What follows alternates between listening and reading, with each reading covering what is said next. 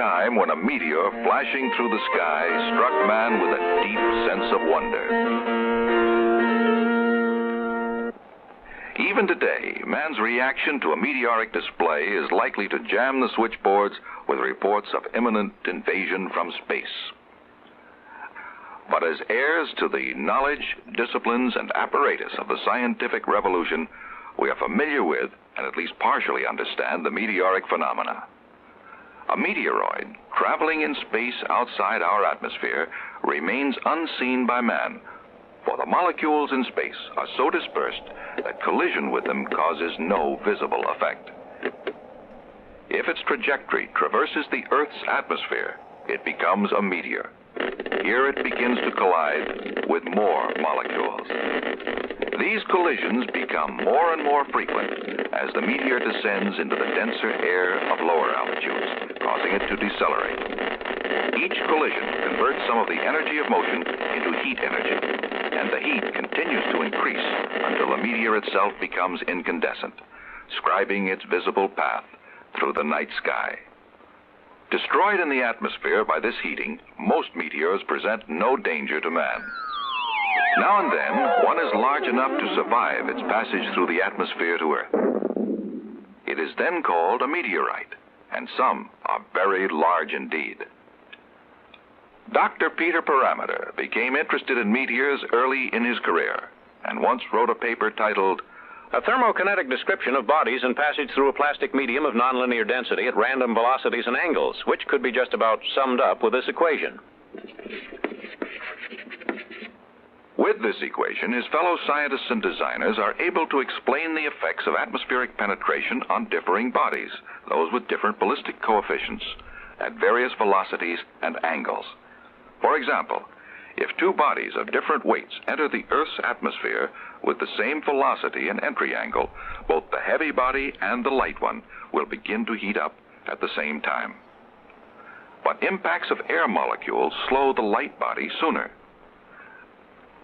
This deceleration of the light body occurs at higher altitudes, while the heavier, more energetic body penetrates deeper before it reaches peak deceleration. The total amount of heat generated by the lighter one is less than that generated by the heavy one, whose larger mass gives it greater kinetic energy.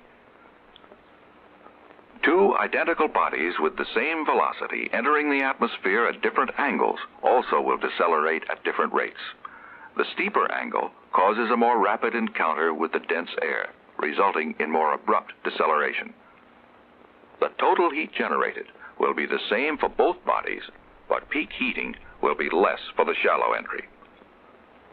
With identical meteors entering at the same angle but with different velocities, the faster meteor, under heavier bombardment by air molecules, will have greater deceleration, generating more heat and at a higher rate.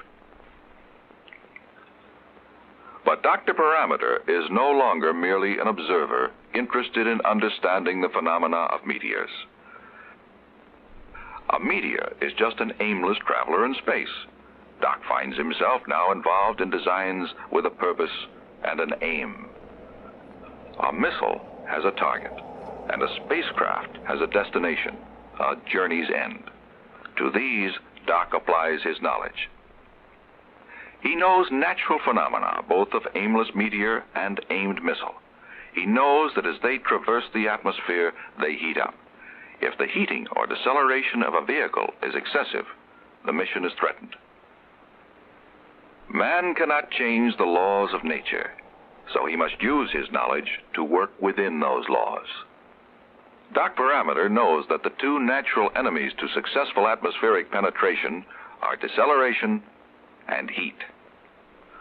He can fight these enemies on two possible fronts. First, on the design front, by modifying the vehicle's shape and size relative to its weight. In other words, its ballistic coefficient. And second, on the program front, by altering the vehicle's trajectory, its velocity, its attitude, and its angle of entry into the Earth's atmosphere.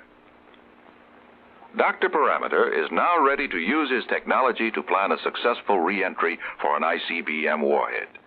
He knows that of the two natural enemies, deceleration and heat, high deceleration is not a problem with a warhead. but too much heat could destroy it. He first surveys the project on the program front. He knows that the re-entry velocities and angles are essentially set by the mission. But to reduce heat load, the velocity of the re-entry vehicle could theoretically be reduced by firing a retro rocket.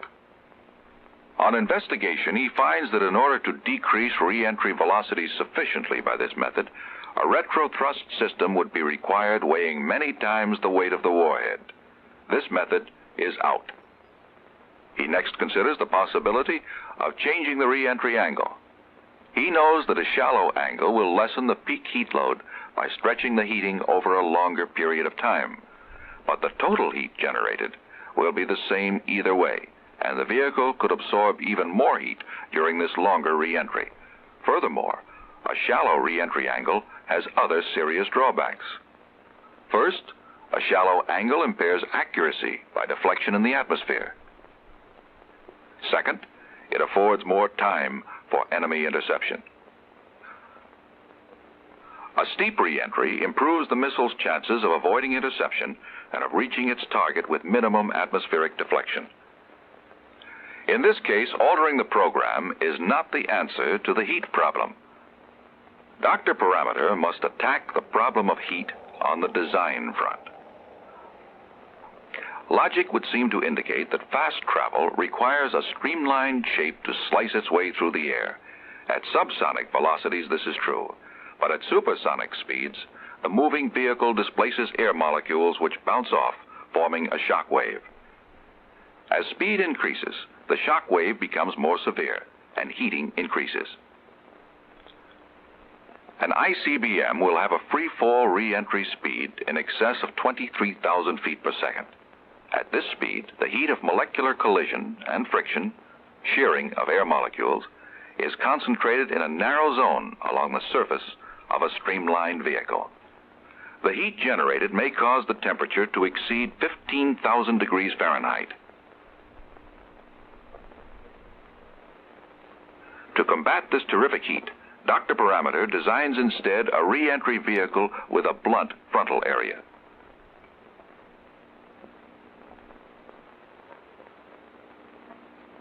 The blunt shape creates its shock wave somewhat ahead of the vehicle. This occurs because the atmospheric molecules colliding with its frontal surface bounce back and intercept others coming in, setting up a kind of picket line in advance of the warhead. The peak heat is generated in this area away from the surface of the vehicle. Although the blunt shape decreases the peak heating of the warhead to half that of the streamlined shape, it will still heat up to 7,000 degrees Fahrenheit, much too hot for unprotected warhead structures. To further reduce heating, Dr. Parameter must find other techniques in addition to the blunt shape. His first solution is the heat sink.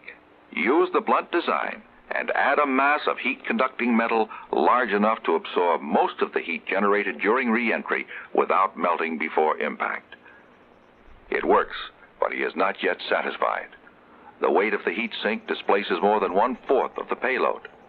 Furthermore, the blunt design slows the missile, keeping it in the atmosphere a longer time, making it less accurate and easier to intercept.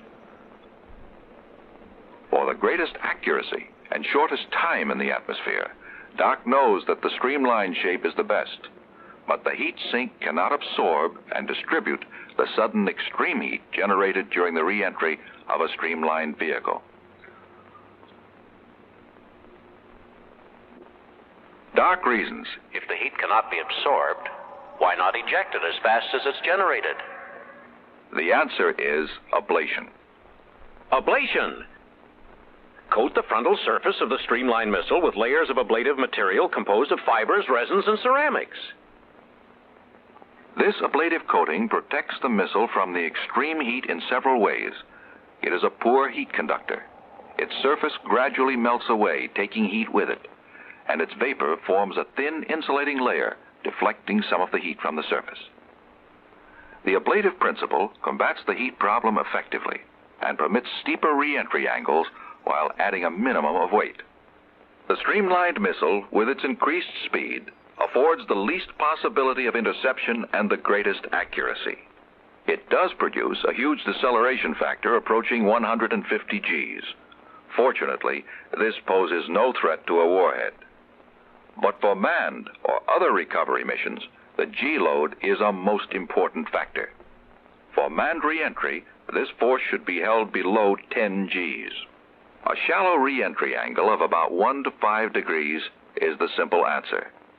The shallower the angle, the less the G-load. But this will be sustained over a longer period of time. This means a longer time at high speed through the friction of the atmosphere. Let's take a moment to see why this is not desirable. Dr. Parameter? Thank you. Gentlemen, we have here a kettle of water. Heathcliff, we can use you in this experiment. Oh boy, an experiment. Thank you, sir. Now, if we may have another kettle of water and your stand-in. Thank you. Now we'll proceed with the experiment. Experiment? We'll add the same amount of fuel under each kettle, but alter the form of the fuel under one kettle to make it burn faster. We ignite both at the same time and compare the results. Splendid. I'd like to point out that the fast-burning fuel, although reaching its intensity quickly, exhausted itself quickly. The heat absorbed was negligible. The slow-burning fuel, on the other hand, gradually increases in intensity. It will generate the same total heat load, but over a longer period of time, and you'll notice more heat is absorbed. Thank you, Heathcliff. Thank you, Dr. Parameter. So although the peak heat generated in the shallow re-entry is less, the capsule is in the heating regime for a longer time, and without the utmost protection would absorb an intolerable amount of heat. For manned re-entry, Dr. Parameter overcomes the deceleration enemy through program with the shallow angle, but he must combat heat on the design front. A blunt shape to cause a detached shock wave, a picket line against heat, and ablative materials for additional heat control. The doc is confident his new design will fulfill the requirements. Now to try it out. He wants low peak deceleration, so the shallow re-entry path is mandatory. This brings him down safely, if a little off target. To achieve some control and accuracy as well as safety, Dr. Parameter has been working on other design concepts, particularly shapes that produce lift. He knows that a ballistic missile is designed and programmed to hit a particular point on the Earth's surface. A manned ballistic vehicle with the same objective is much less accurate due to its design and long, shallow penetration. But a lifting vehicle, which is capable of descending at a still more shallow angle and with an extremely low deceleration rate, is able to change direction. This control gives it wide selectivity of landing sites within a large footprint area. For the shortest range within the footprint, the vehicle is pulled up into a maximum lift attitude at re-entry. This induces maximum drag, causing a steeper, more abrupt descent. For the longest possible range, the vehicle must assume the attitude of maximum lift over drag ratio. This footprint, huge at first, shrinks gradually as the vehicle descends. Dr. Parameter, while considering the advantages of lifting vehicles, is also aware of their drawbacks. First, the lifting structure itself imposes weight penalties, which compete with the all-important matter of payload. Then, lifting vehicles may also spend up to 20 minutes in the heat regime, and being more streamlined, they require a still more complex heat protection system, competing still further with payload. Dr. Parameter, with his associates, has studied the strategy of atmospheric penetration. He knows its natural enemies, deceleration and heat, and has met them on the two fronts of program and design. He has accomplished important objectives. For the intercontinental ballistic missile, the objectives are rapid atmospheric penetration and accuracy. The warhead's natural enemy is sudden, intense heat. Its program? High velocity, steep re-entry. Its design, streamlined with ablation to combat sudden heat. For a manned or other recovery mission, the objectives are, first of all, safety, and then control. The mission's natural enemies: high deceleration, sustained heat. Its program: shallow re-entry for low deceleration. The vehicle's design: blunt, yet with control capabilities, a maneuverable lifting shape. The resulting long duration within the heat regime exacts a weight penalty because a complex heat protection system is needed. There will always be problems to solve. Dr. Parameter has worked out successful compromises so far, but he is still puzzling, still exploring. He plots his graphs, his curves, and flings them boldly into space. But he knows that we have barely gotten our little toe into space, and he constantly seeks to improve that toehold. He must hold to the possible, yet he constantly works along its impossible edges. He has opened the way for man's safe re-entry into the Earth's atmosphere. Journey's end for space travel.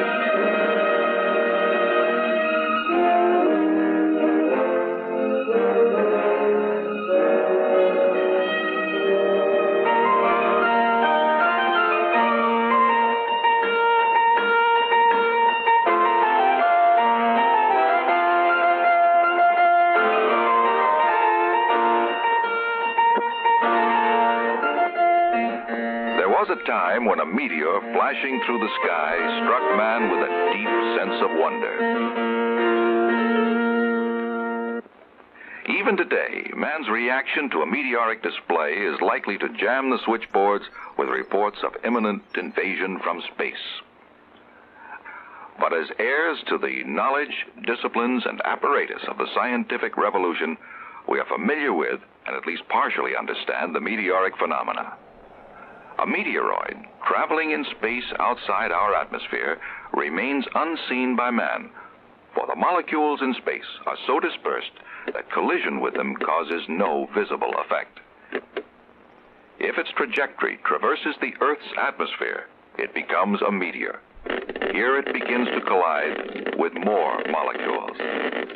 These collisions become more and more frequent as the meteor descends into the denser air of lower altitudes, causing it to decelerate.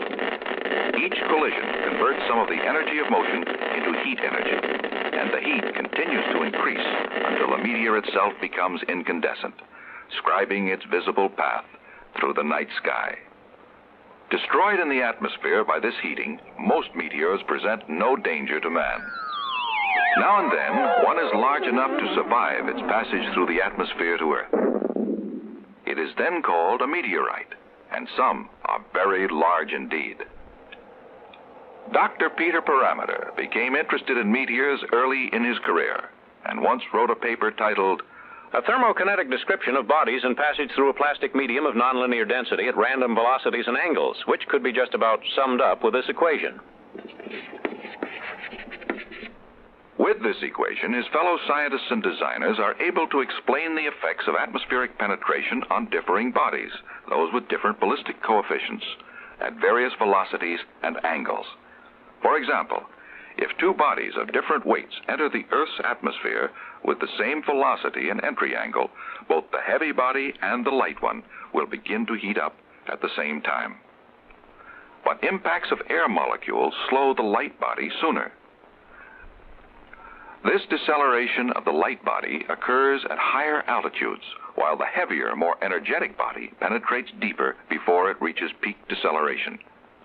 The total amount of heat generated by the lighter one is less than that generated by the heavy one, whose larger mass gives it greater kinetic energy. Two identical bodies with the same velocity entering the atmosphere at different angles also will decelerate at different rates. The steeper angle causes a more rapid encounter with the dense air, resulting in more abrupt deceleration.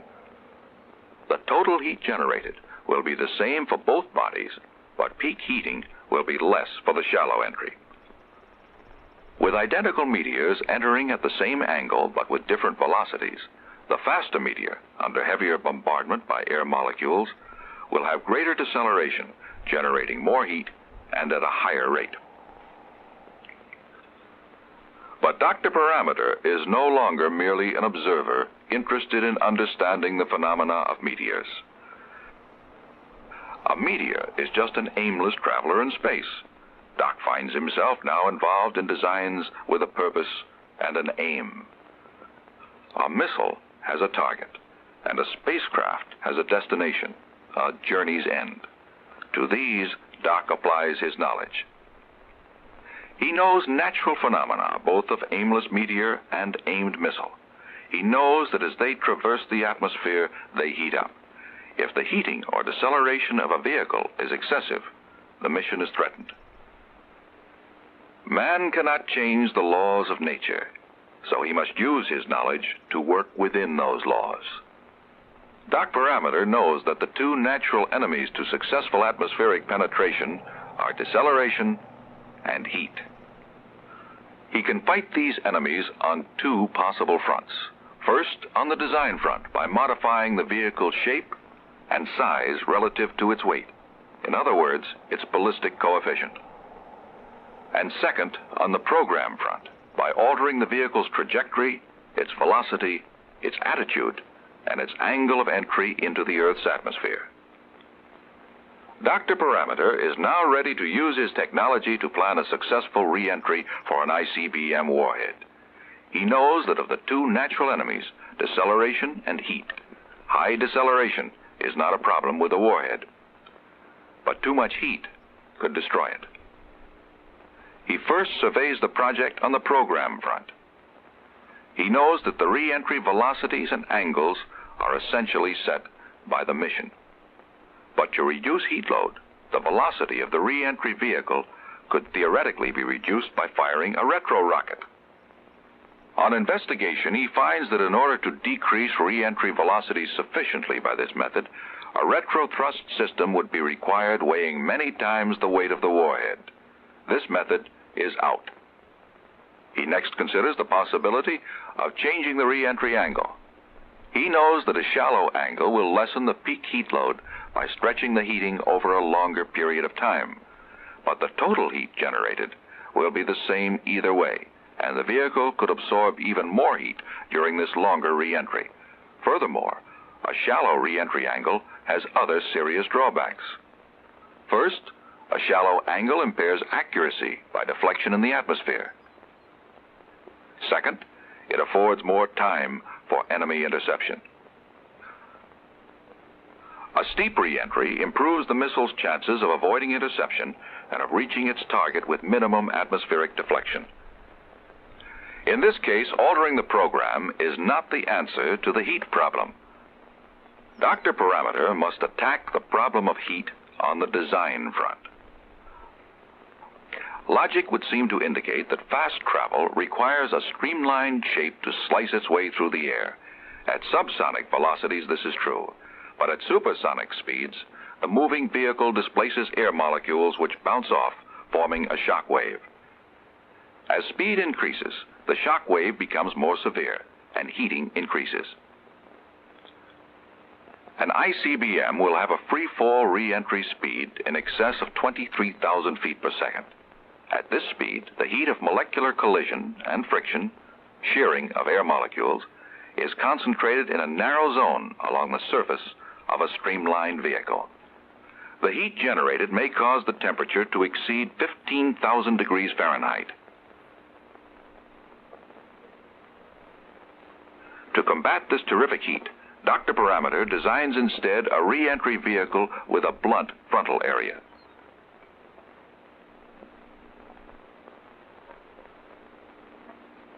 The blunt shape creates its shock wave somewhat ahead of the vehicle. This occurs because the atmospheric molecules colliding with its frontal surface bounce back and intercept others coming in, setting up a kind of picket line in advance of the warhead. The peak heat is generated in this area away from the surface of the vehicle.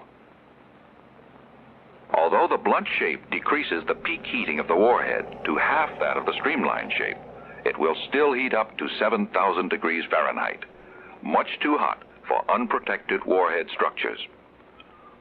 To further reduce heating, Dr. Parameter must find other techniques in addition to the blunt shape. His first solution is the heat sink. Use the blunt design and add a mass of heat-conducting metal large enough to absorb most of the heat generated during re-entry without melting before impact. It works, but he is not yet satisfied. The weight of the heat sink displaces more than 1/4 of the payload. Furthermore, the blunt design slows the missile, keeping it in the atmosphere a longer time, making it less accurate and easier to intercept. For the greatest accuracy and shortest time in the atmosphere, Doc knows that the streamlined shape is the best, but the heat sink cannot absorb and distribute the sudden extreme heat generated during the re-entry of a streamlined vehicle. Doc reasons, If the heat cannot be absorbed, why not eject it as fast as it's generated? the answer is ablation. Ablation! Coat the frontal surface of the streamlined missile with layers of ablative material composed of fibers, resins, and ceramics. This ablative coating protects the missile from the extreme heat in several ways. It is a poor heat conductor. Its surface gradually melts away, taking heat with it, and its vapor forms a thin insulating layer, deflecting some of the heat from the surface. The ablative principle combats the heat problem effectively and permits steeper re-entry angles while adding a minimum of weight. The streamlined missile, with its increased speed, affords the least possibility of interception and the greatest accuracy. It does produce a huge deceleration factor approaching 150 Gs. Fortunately, this poses no threat to a warhead. But for manned or other recovery missions, the G-load is a most important factor. For manned re-entry, this force should be held below 10 Gs. A shallow re-entry angle of about 1 to 5 degrees is the simple answer. The shallower the angle, the less the G-load. But this will be sustained over a longer period of time. This means a longer time at high speed through the friction of the atmosphere. Let's take a moment to see why this is not desirable. Dr. Parameter? Thank you. Gentlemen, we have here a kettle of water. Heathcliff, we can use you in this experiment. Oh boy, an experiment. Thank you, sir. Now, if we may have another kettle of water and your stand-in. Thank you. Now we'll proceed with the experiment. Experiment? We'll add the same amount of fuel under each kettle, but alter the form of the fuel under one kettle to make it burn faster. We ignite both at the same time and compare the results. Splendid. I'd like to point out that the fast-burning fuel, although reaching its intensity quickly, exhausted itself quickly. The heat absorbed was negligible. The slow-burning fuel, on the other hand, gradually increases in intensity. It will generate the same total heat load, but over a longer period of time. And you'll notice more heat is absorbed. Thank you, Heathcliff. Thank you, Dr. Parameter. So although the peak heat generated in the shallow re-entry is less, the capsule is in the heating regime for a longer time, and without the utmost protection would absorb an intolerable amount of heat. For manned re-entry, Dr. Parameter overcomes the deceleration enemy through program with the shallow angle, but he must combat heat on the design front. A blunt shape to cause a detached shock wave, a picket line against heat, and ablative materials for additional heat control. The doc is confident his new design will fulfill the requirements. Now to try it out. He wants low peak deceleration, so the shallow re-entry path is mandatory. This brings him down safely, if a little off target. To achieve some control and accuracy as well as safety, Dr. Parameter has been working on other design concepts, particularly shapes that produce lift. He knows that a ballistic missile is designed and programmed to hit a particular point on the Earth's surface. A manned ballistic vehicle with the same objective is much less accurate due to its design and long, shallow penetration. But a lifting vehicle, which is capable of descending at a still more shallow angle and with an extremely low deceleration rate, is able to change direction. This control gives it wide selectivity of landing sites within a large footprint area. For the shortest range within the footprint, the vehicle is pulled up into a maximum lift attitude at re-entry. This induces maximum drag, causing a steeper, more abrupt descent.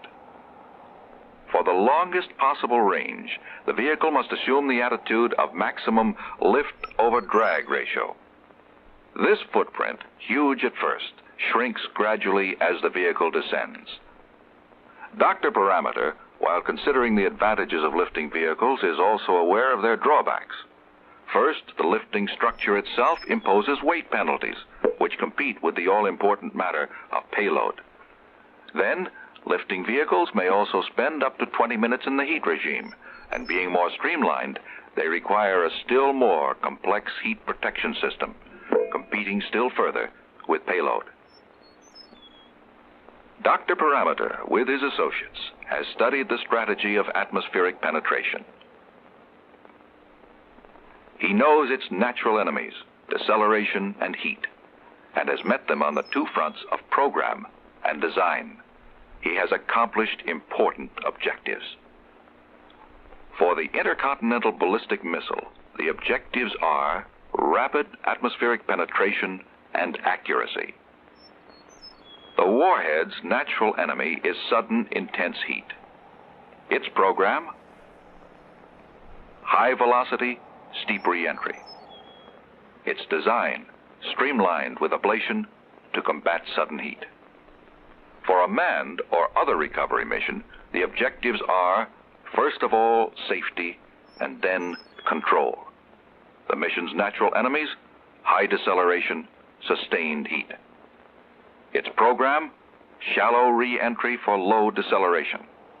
The vehicle's design, blunt, yet with control capabilities, a maneuverable lifting shape. The resulting long duration within the heat regime exacts a weight penalty, because a complex heat protection system is needed. There will always be problems to solve. Dr. Parameter has worked out successful compromises so far, but he is still puzzling, still exploring. He plots his graphs, his curves, and flings them boldly into space. But he knows that we have barely gotten our little toe into space, and he constantly seeks to improve that toehold. He must hold to the possible, yet he constantly works along its impossible edges. He has opened the way for man's safe re-entry into the Earth's atmosphere. Journey's end for space travel.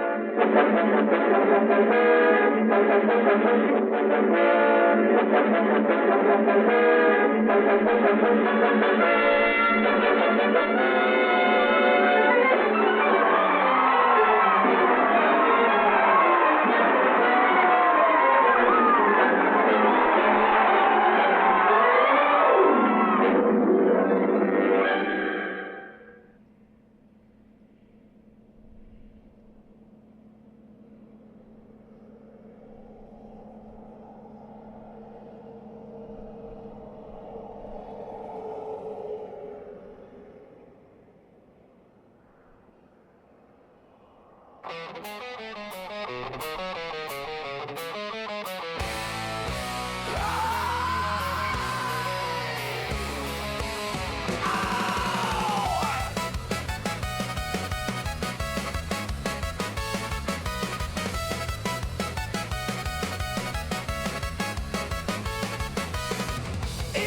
in his rocket chair, blasting curveballs through the air. Space tape, duct tape, pull the tight, orbital mechanics all night. Wrench in hand, he'll fix a ride. 1995, finish pride, rusted balls, car reborn, screaming engines greet the moon. Orbit King, he's on the screen. Polka beats the punk machine, welding dreams and cosmic streams. EJ's flying through the sea. Vacuum suits and space news chatter. Satellite, they climb the ladder. Black hole, lost gold, and solar flare. He's the captain of these cosmic affairs. Restoration streams at dawn, turning trash to treasure strong. A hubcap here, a piston there. He's the Twitch King with the space age flair.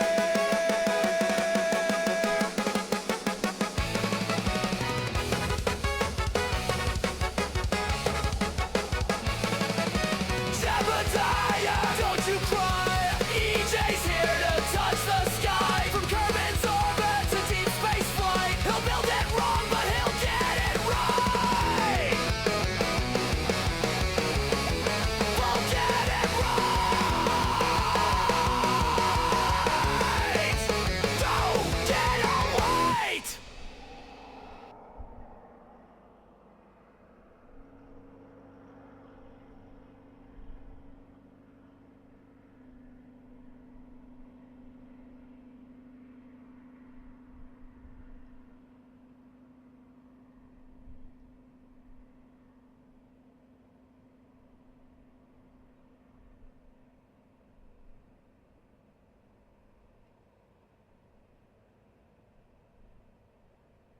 Yay.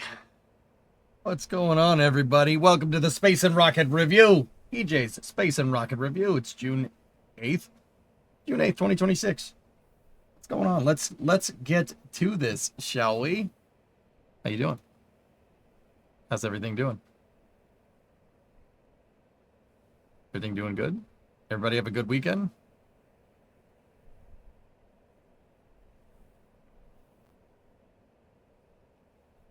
Everybody doing okay? I'm just trying to get a little bit more space news links up and running. So if you guys got something you want to talk about this week, just let me know. Just let me know. I'm going to move that over there. I hope you guys enjoyed. If you were watching this on the Twitch side of things, the atmospheric penetration. How was your weekend? My weekend was fine. Yeah, weekend was okay. Cosmolox, what do you got? Something from the ESA. Ooh, the Nix drop test. All right, I'll check that out. Did you see the stuck grid fin on Falcon 9? Yeah, I did talk about that, albeit very briefly, on another space news. Just trying to... Are you streaming earlier tomorrow for the A3 announcement? Yeah, I was going to actually work on the car, but yeah, no. So that's probably a good time to say this. And I've been saying it. I've been saying it for a little while, but I'll say it again. Check this out. This is where we'll start. Impulse Factory Tour. I don't know if I have permission to stream to react to that whole video, Vasya. So here we go. Tomorrow, and this tweet is from this afternoon.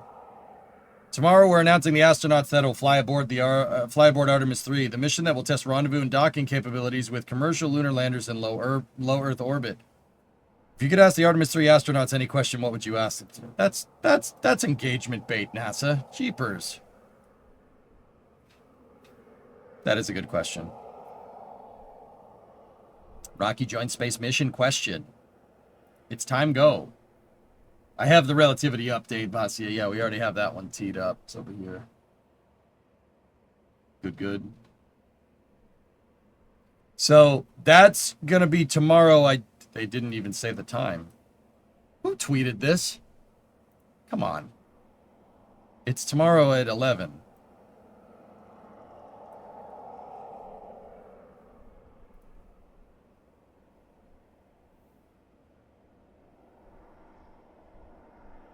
There we go.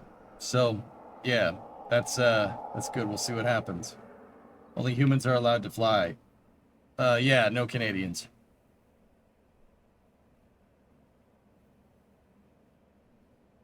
You think Victor ends up on Artemis 4? No.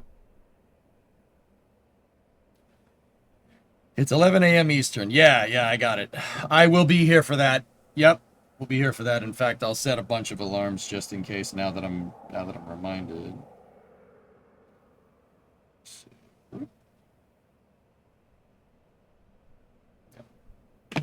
Cool. So yeah, we'll be here early, and then I don't know what we'll do. We'll have a fun day doing things. Discovery, go at throttle. Okay, so in other news here, this happened on Flame Trench on Friday. Like it was quick news, but the X-59 went into the transonic regime for the first time on Friday, which is great. Mach 1.077, pretty good. Catching, 108-month resub. Is that 3 p.m. UTC? What is the X-59? The X-59 is the low boom, quiet supersonic transporter. It's called the Quest for short.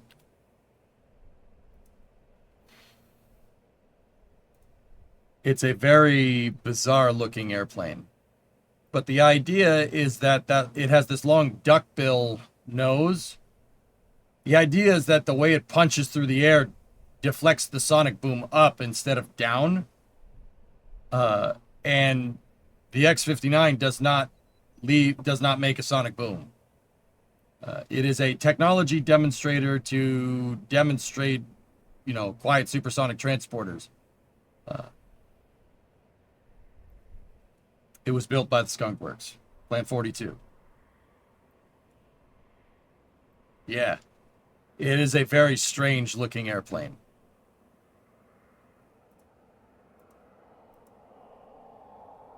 But it is cool.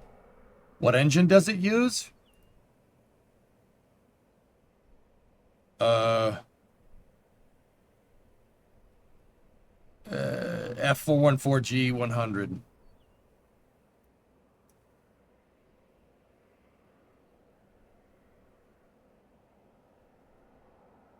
What, hang on, let's check.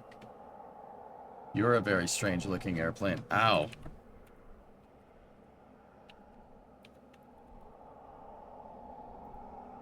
GF414. Okay, what did they put this in?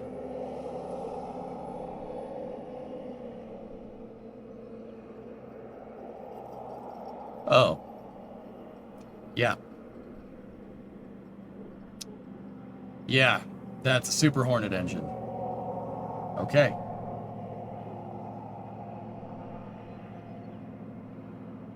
Yeah.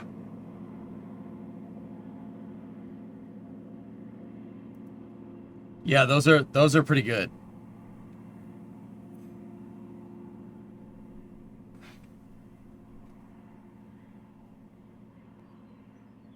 The Gripen demonstrator used an F414? Cool.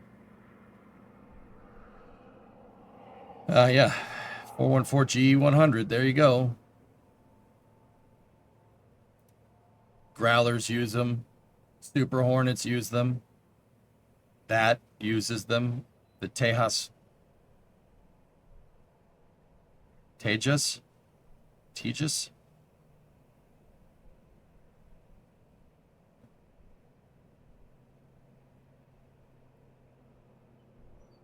Quest and the Gripen. Cool. Yeah, there you go.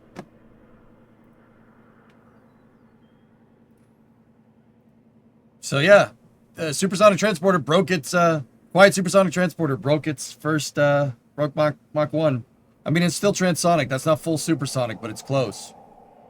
They're probably going to do a lot of transonic testing with this thing before it goes, full power. But yeah, still cool. All right. In other news, Stoke is still out there testing their qualification tank for their Nova rocket. That's the first stage qual tank.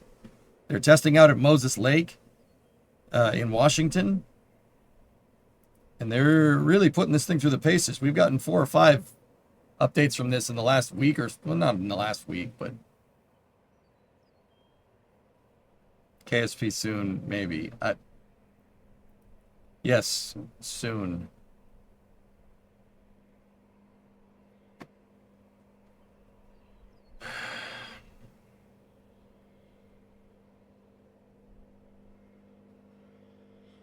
Hey, Nuclear, what's up, man? Yeah, dude, but they test at Moses Lake out in, I think it's central Washington. It looks like Super Heavy. It's not nearly as big as Super Heavy. In fact, that's probably smaller than Super Heavy's transfer tube.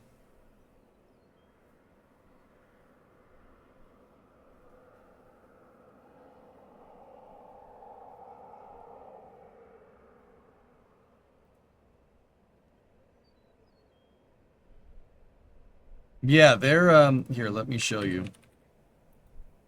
So, Moses Lake is central Washington, I believe.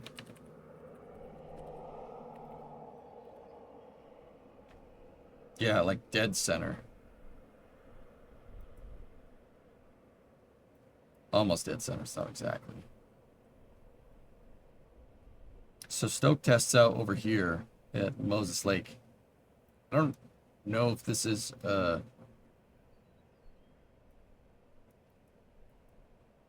I don't know if they still use, I think Boeing uses Moses Lake for touch and go flight testing. Whenever they test fly a new airplane, this definitely was an Air Force base. It's definitely not anymore. Max posted some pictures. Yeah. I have those teed up too. Good call. Stokes test stands are over here, I believe. Yep, there they are. There's their 2-cell test stand, and then there's the qualification stand right there.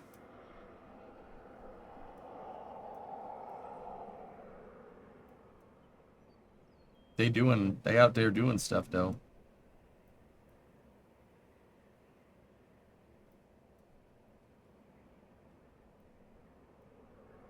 Moses Lake is used for overflow. What's going on with that 747 right there? Photogrammetry is not happy. Here, let's check something.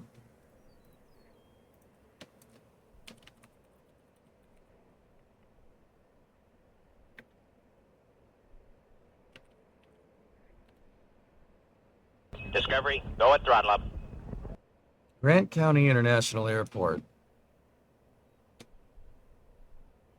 Operated as a training airfield in World War II, the facility was operated by the Air Force's Larson Air Force Base until '66.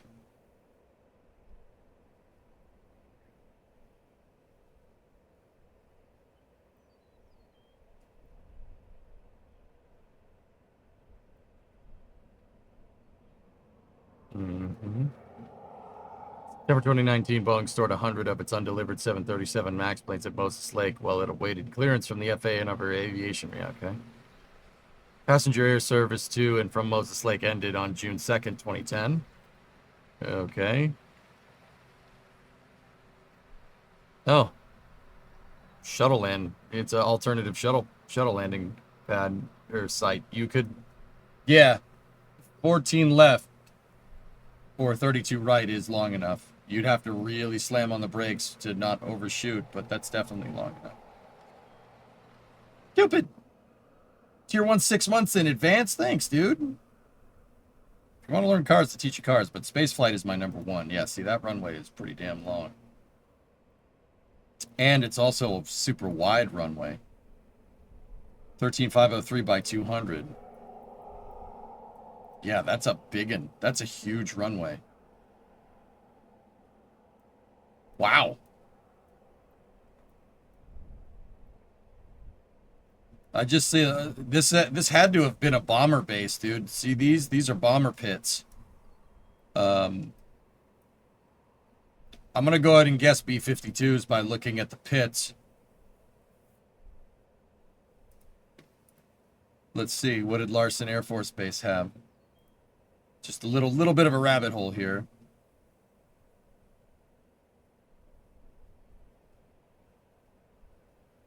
SAC. There you go. 59, Strategic Air Command issued General Order 38, which established the 4170th Strategic Wing, later renamed to 462nd Strategic Aerospace Wing at Larson, effective July 1st, 1959. The SAC wing at Larson Air Force Base was equipped with B-52 Stratofortresses and KC-135s. And Titan 1 ICBMs? Question? Located at 3 underground complexes surrounding the bay. Hey, wait a minute. Wait. Really? So these are bomber pits. There's a bunker right here, guys, a reinforced structure where pilots would wait on standby. And if they get dispatched, they run out of these tunnels, right? See the tunnels? They run out of the tunnels into their B-52s that are sitting here, ready to go fully fueled. To bomb things. That's what those are for. Now, where's that Titan base at? Hold on. I bet you we could find it.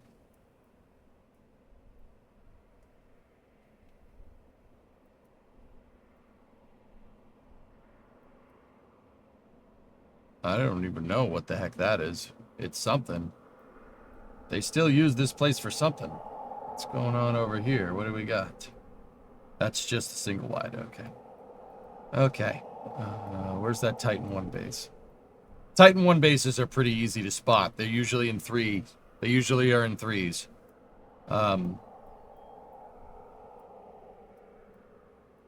3 meaning 3 silos.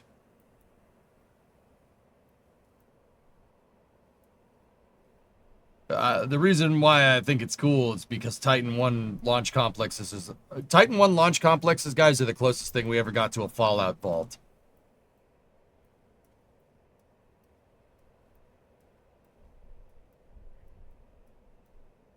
If you really want to know.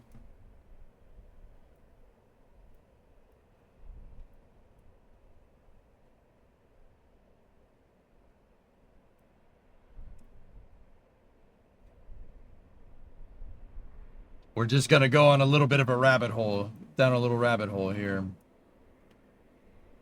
Just a little one, though.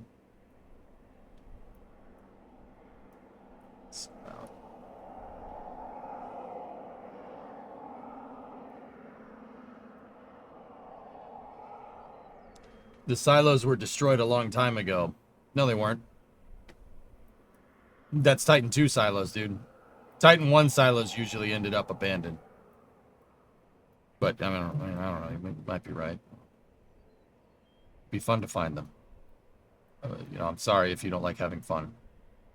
I don't know. I got nothing for you. There's a link for them if you want. I like looking around. But if it takes too long, I'll just, yeah. Oh. Nope, those are people's houses. Just need to watch out people's houses. There's a Vortac right there.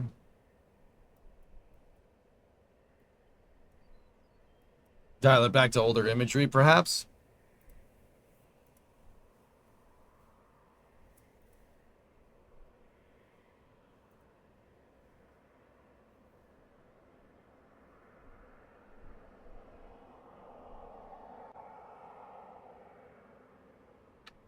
Why are they in 3s? Oh, here. I don't know. I don't have really a good answer for that. Discovery, I know that they built all of them in 3s. But like I said, Titan 1 silos are the closest thing we ever came to a vault. It is a 3-pad launch complex that's built entirely underground. self-contained. Yeah, dude. Titan 1 silos are insane. They're gigantic. They had three pads. Titan 1's guys are Carolocks in the first stage. They had to be... They didn't have, like, launching out of the silo figured out. So what happens is, with the Titan 1 silo, they open up the doors. Instead of the missile launching out of the door, the whole launch plate gets raised like an elevator, and the thing comes out of the silo and then launches. They're releasing Halo on PlayStation.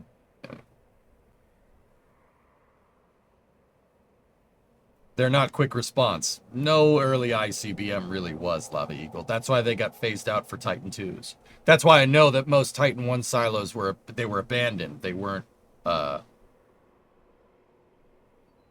abandoned. They weren't destroyed because, yeah, it's pretty useless as a retaliatory weapon. Is that like the Titan in Half-Life?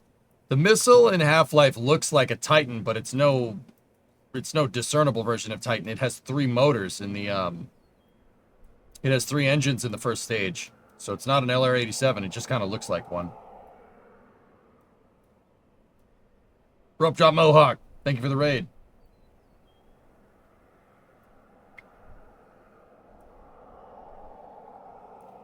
What do we got here? What's going on there?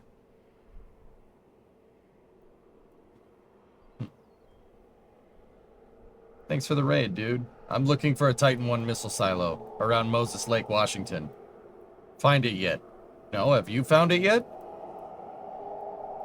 Well, let's think about this for a moment. Let's think about it for a second. Would it be on base proper? Most likely not. That's some dude's junkyard.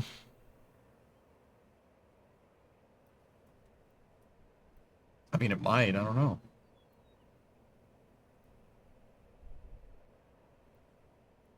You love the Titan missile program. Yeah. Titan. I named my dog Titan, Rope. My dog's name is Titan. For what it's worth.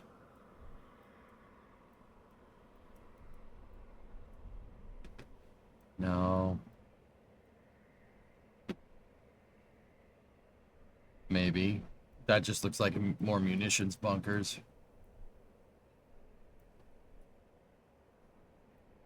No, NASA named their rockets after your dog. Yeah. My dog's named Titan because he's like a Titan missile. He darts around all over the place. If I had to say, they're probably out here in this basin somewhere. If I was gonna guess, but it might be. Yeah. All right. Let's figure it out.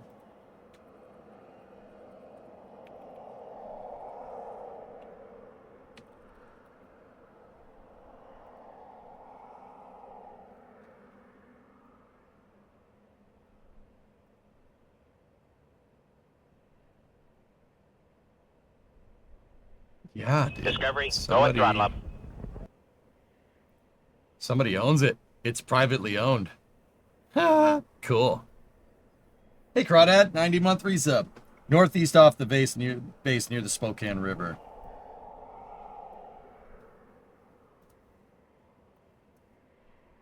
I'll know it when I see it, dudes. But yeah, we'll go northeast.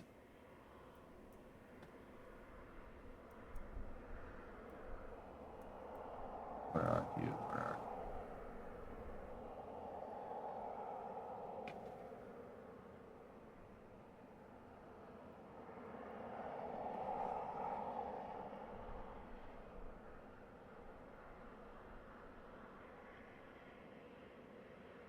Titan missile silo geoguesser. That's right.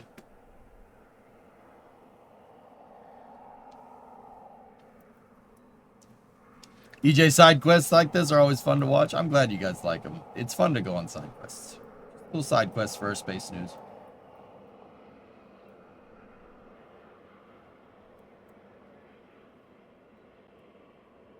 Where's that damn river? Oh, way up there. That's the Columbia, though.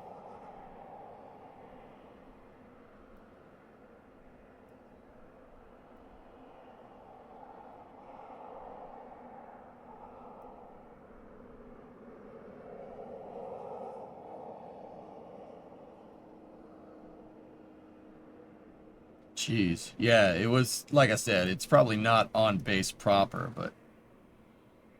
There it isn't.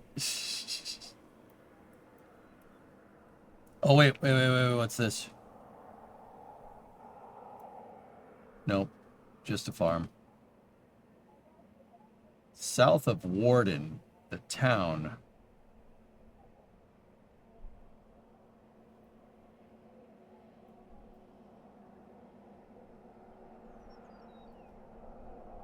Apparently this one was for sale just recently.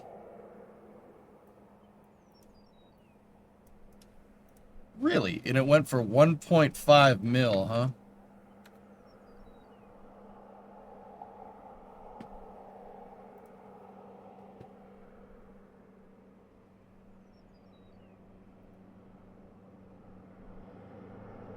That can't be right.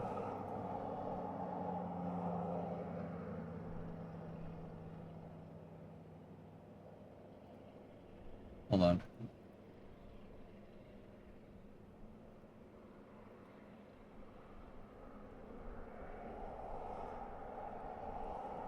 Okay, we gotta go to...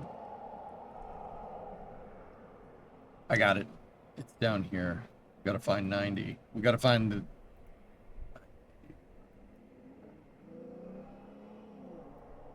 There's Moses Lake. It's over here somewhere. Nope. Nope. Nope. It's right off the Mass Pike, dude, yeah.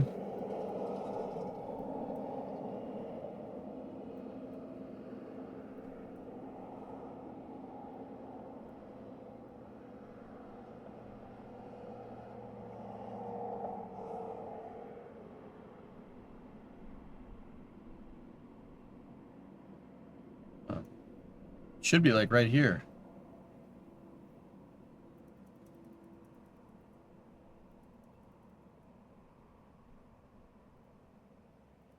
Space news. Yeah. All right.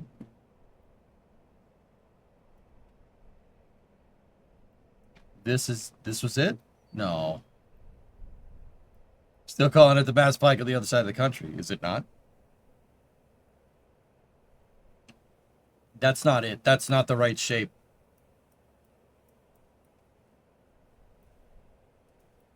I'll know it when I see it, dudes. They're really easy to spot because you'll see 3 freaking silos. Or at least something that, it looks like a peace sign, like a web almost. Where are you? You already looked at it. Look up the Soviet Spy Simulator. The road names are typically Missile Site Road. Well, when you pop in the coordinates, it pops up right here. It's here? Alright. Alright, I spent too much time on this side quest. Let's just get the coords. Thanks, Mutter. Thank you, my dear. I'm sorry? That's it. That's it. The rebels are there. There you go. See that? See the 3 silos? That's a Titan 1 missile site. Bing, bing, bing.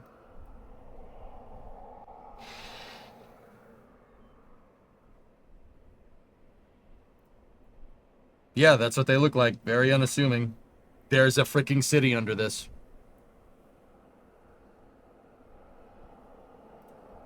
There's a tour of the silo. Yeah, that's what a Titan 1 missile silo... That's what's underneath. Dude, Titan 1 silos are the closest thing we've ever gotten to building a vault from Fallout. Alright, so this is from Drive, Dive, Devour. How can they keep a Titan fueled ready for launch when it's cryo? They don't. They raise it up out of the pad. They raise it up out of the silo, then fuel it, and then launch. Yeah, that's a blast lock. That's a Titan 1 blast lock. Another one. There's multiple, isn't there? Usually there's 3 or 4 bases, yeah. Damn, dude.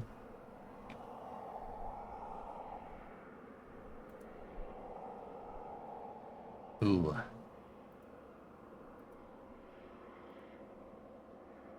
Yep. That's the silo. That was the elevator mechanism. Was. There's the silo door. Like I said, the entire launcher raised up out of this thing in Titan with Titan 1 silos. It's super cool. Actually, that's all in pretty good condition considering it's freaking underwater. Okay.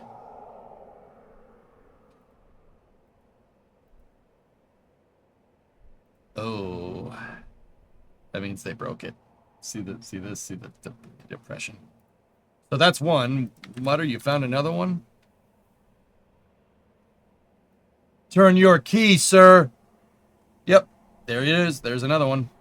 Yep. Triple silo complex. Bing, bing, bing. That looks like the one that they went diving in. Yeah. And Chief, as you said, Titan Missile Silo Road. So on the south side of the complex, they have the guidance system. Because the guidance systems on these weren't on the rocket. They were see the antennas? The antennas the computers are all in the base and it would fly at remote control until it went over the horizon and just let it go. Last one in the area is over here. Nice. You guys are good, man. You guys are good at this stuff. I would have found it eventually.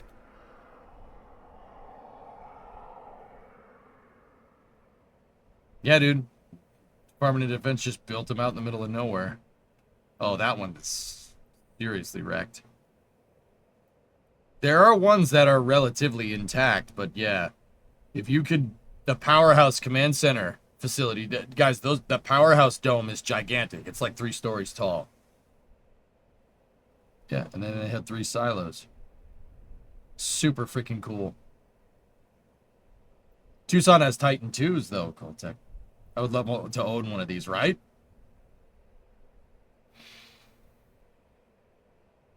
Yeah, look at the cross section of the Powerhouse. Yeah, freaking 3 stories tall, man. No joke. Titan 1 complexes were ridiculous, dude. That's the one that they dived on? This guy? Yeah. It looks like they bulldozed the Powerhouse. Now we know what your next resto project is. Guys, I wouldn't tell people that I won the lottery, but damn, there would be signs.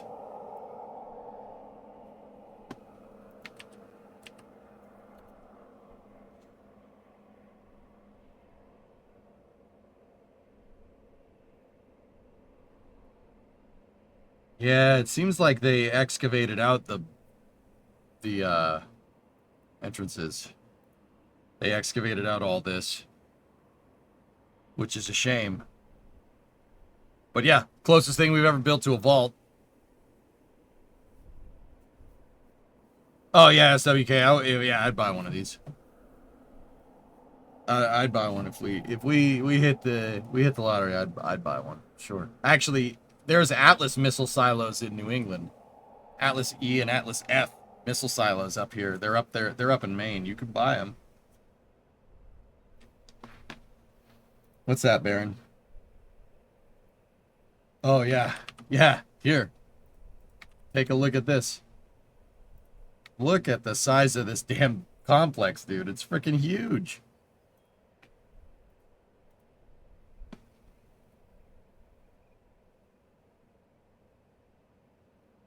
Check street view on this site. Is there a street view?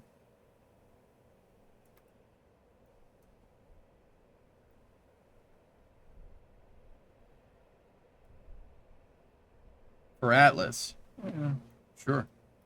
Yep.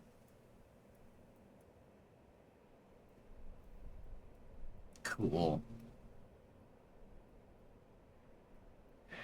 Yeah, dude. Very, when this was an active missile base, though, these trees wouldn't...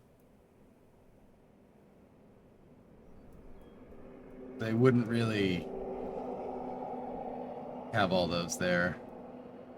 It would just look like... It just looks like farmland. None of this even would be here. It's just a road. It's totally indistinct. You would never know.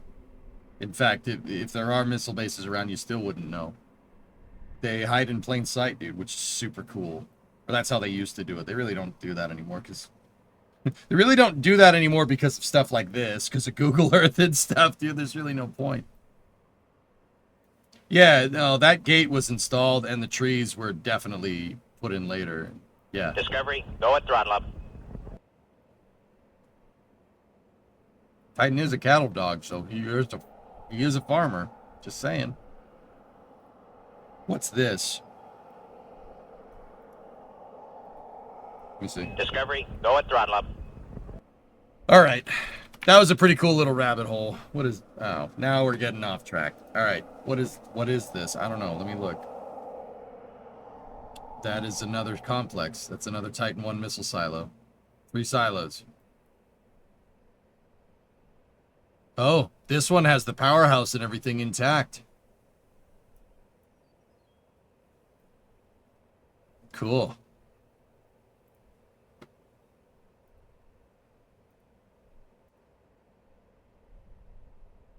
That's so, yeah, I just had to check. That's the portal. Titan 1 and Titan 2 missile silos have something called a portal. So what that is an elevator, right, with a staircase next to it. And when the elevator goes up, those doors open with the elevator and the elevator pops out.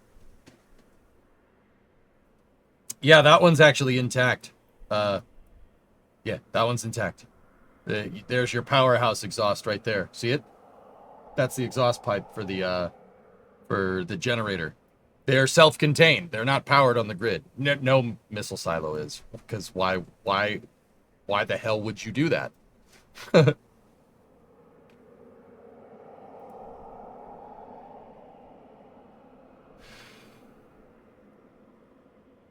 What is that phenomenon?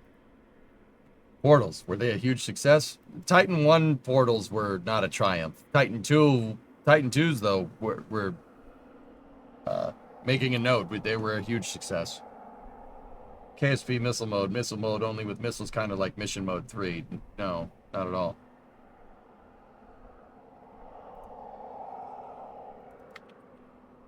But yeah, little rabbit hole for... Oh, no, don't do that. Little fun rabbit hole there. Missile bases and stuff. Oh, God. Yeah, I've been to this site before. Was there cake? No, the cake is a lie. Yeah, dude. Look at the size of these things. These bases are frigging... Yeah, they're freaking huge. 3 launchers. Like it's a whole spaceport, dude. Wait, did I miss mission mode today? No.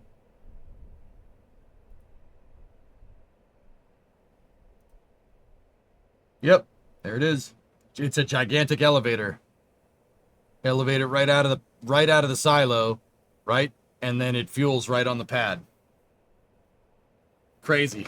Titan 1s were not the best design. They're not the best design, but they work. How automated? Pretty automated. I mean, I don't know. Let me look at the...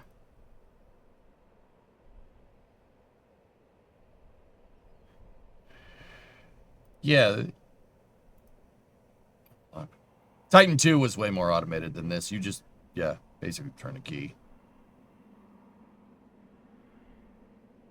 It's, yeah, it's fairly electromechanical for the time.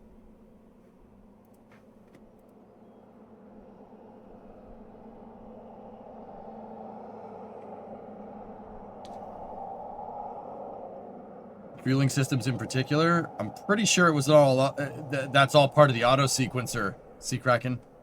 Yeah, the fueling and launch system is all part of the auto sequencer, but I could be pulling that out of my tail.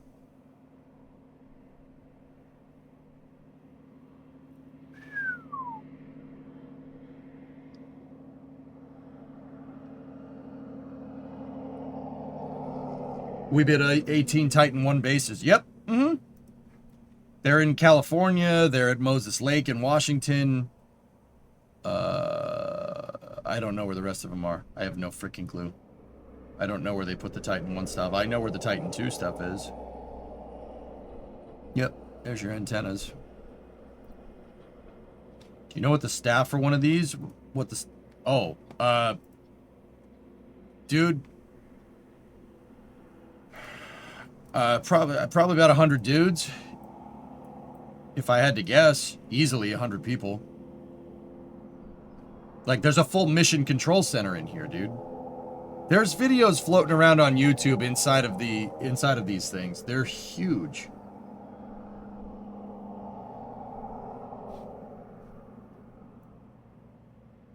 Now, just think how cool it would be to just have a launch site like this. It comes out of the... Titan comes out of the square hole. That's right. All right, Rares. See you, buddy.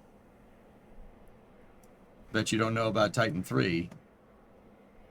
Titan 3 wasn't a missile. It was a launch vehicle.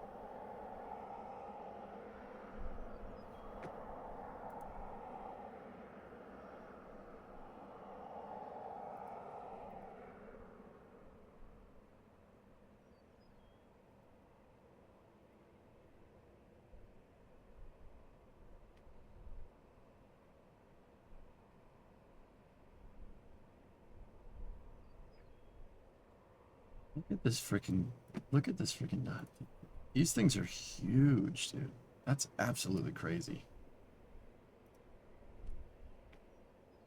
Yeah, so Ellsworth, Beale, Larson, Lowry, Mountain Home, Southwest Idaho. So Lowry,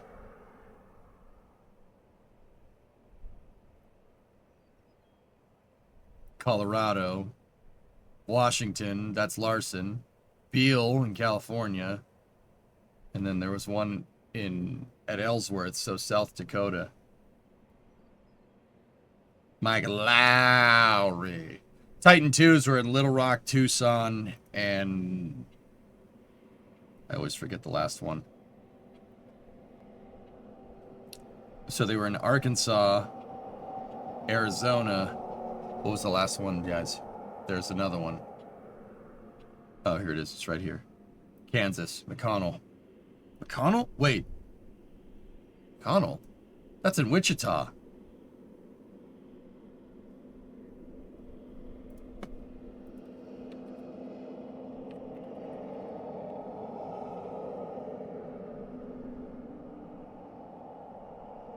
Oh man, you're telling me I was close to Titan 2 missile silos?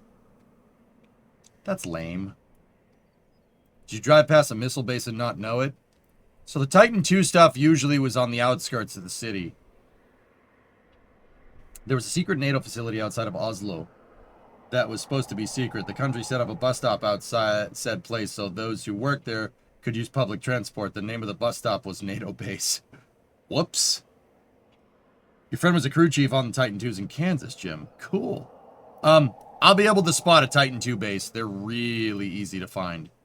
Well, actually not. I would say they're not as easy to find as, probably not as easy to find as Titan 1 missile bases, because Titan 1 missile bases are huge. Titan 2 bases, guys, are they're a single launch complex. And the Titan 2 missiles launched out of their silos. Much smaller, operations crew. Literally 2 shifts of 2 dudes. Yeah, you just need 2 people. If you've ever seen war games, actually astonishingly accurate.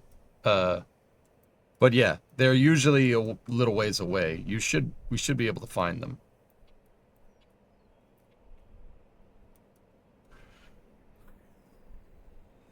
Just start looking around. They're usually off of a side road. And they're...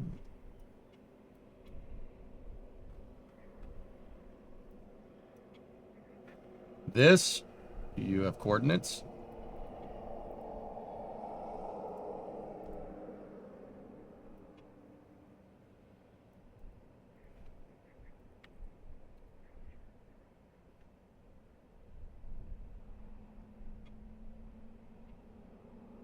Yes, that's one. That's somebody's house. Somebody made it into their house. So the Titan II silos were mostly destroyed, guys. And by mostly, I mean all of them were. The Strategic Arms Limitation Treaty. That is one, though. That's what they look like. They're very small. Some dude built his house around it. And once again, a very just indistinct road. They're always like maybe a quarter mile from the road, something like this. I think that's a quarter mile. Yeah, pretty much. Yeah, quarter mile. Yep. That, there's not much left of that one. The portal. All right, so orientation here. The concrete pads for loading NTO and MMH are still there. That's where you'd bring the Hypergol trucks. You'd do it on either side. If the fueling stuff is over here, that means your main silo. Main silo, obviously, right here. And that means your portal is most likely right there. So there's a silo here, and then there's a long walkway called a long cableway. And your portal's usually right here, and then there's a short cableway, and then the launch control center. That's it. That's all it is. Missile sites.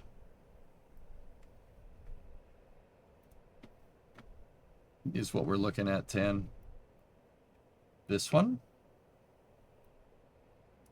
Yeah, just look for the pads. They didn't destroy the pads.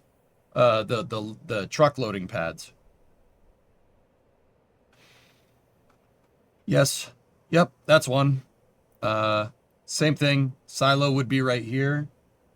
You could actually kind of see where it still is. There's an indent in the terrain. And then your long cableway is right here.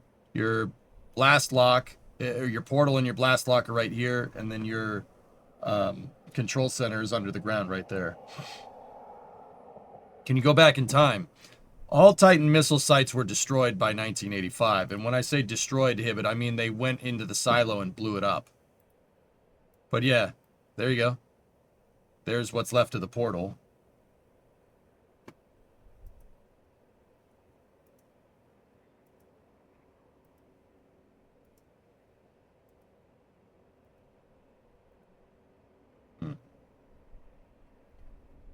There's a website that shows all this. Yeah, you can find the coordinates, but that's not nearly as fun as going and looking. But yeah, they're all on the outskirts. See, they're usually just around like this. They're spread around like that. Like, I bet you we could find one if we just kind of looked around over here. Like, find one without someone giving the coordinates, but they wouldn't build it near water because it's in the ground. You don't build it near water. How many people are stationed at each site? Not many. Some security crew, Ein, and yeah, some security crew above ground, and then you have like 2-man teams that'd be down there for 24 hours, and they would just swap shifts. And then maintenance dudes would come every once in a while, and that's about it.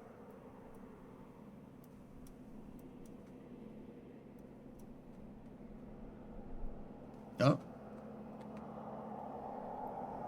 No, that's not. It's just somebody's house. Well, yeah, dude. I'm kind of bumming. I was pretty close to a couple. I mean, we didn't go that far.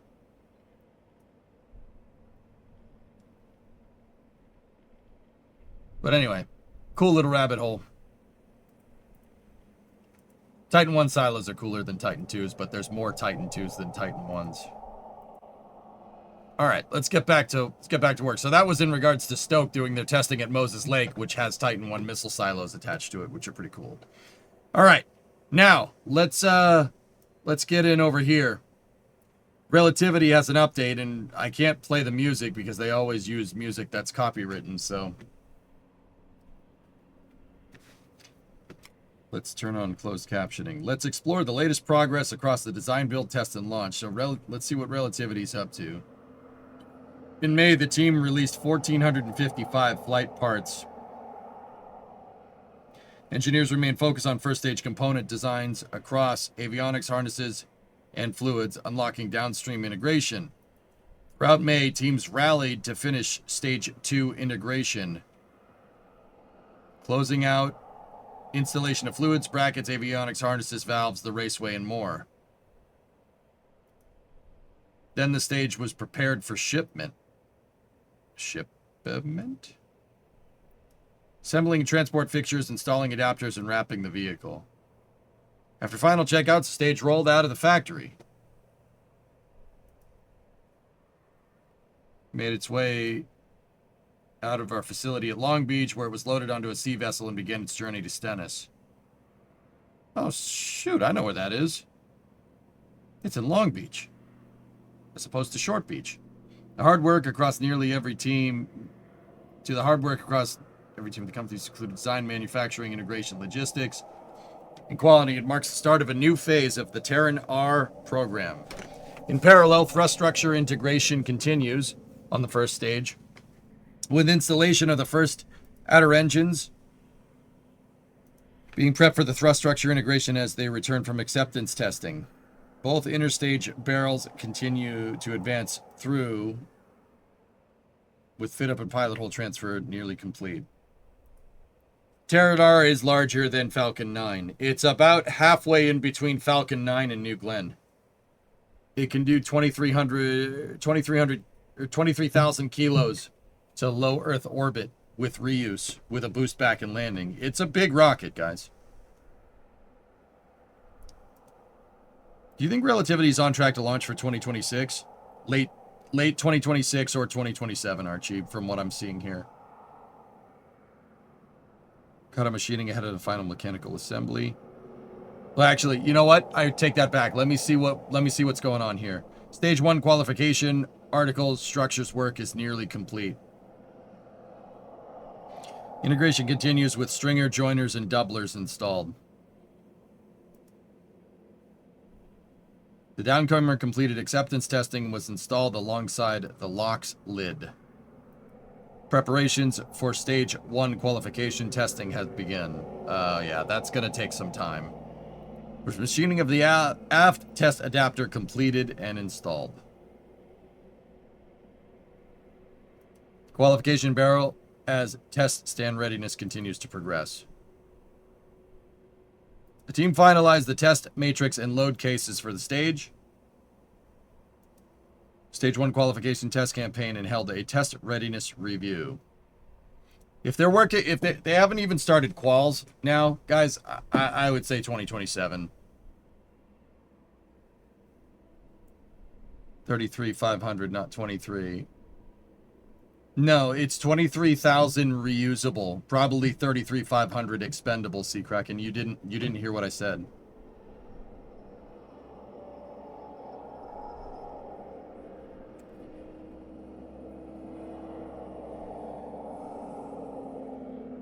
Actuators are being tuned and the crawler crane has been assembled. Ahead of hardware delivery and testing, at NASA Stennis, Aeon R acceptance testing continues at pace. Teams completed the Aeon V second stage engine qualification campaign, hitting key service life duration and start milestones for after Flight 1. On the nearby A2 stage test stand, final preparations are underway for Stage 2 testing. Oh, wow. Yeah, dude, look at that. They refurbished the A2 test stand. A2 test stand was originally built for testing Saturn V second stages. Team completed the initial startup of the environmental control system, and the fluids team performed a LOX flush on the top deck. Critical step to validate system integrity prior to propulsion loading operations.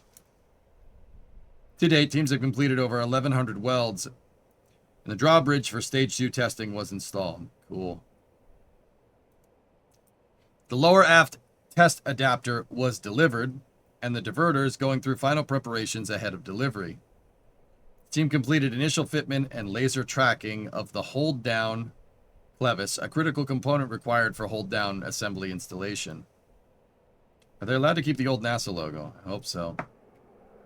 The on-site hangar is nearing completion with installation of the roof done ahead of the upcoming crane install. In Cape Canaveral, the site is coming to life. All right, let me see. Yeah, no, there's... Yeah. Guys, dare I say it, about a year. Maybe less. I'd say 8 to 12 months. Probably closer to 12. That pad's nowhere near finished. It's getting there, but it's not finished. If it's an old picture, how old is this picture?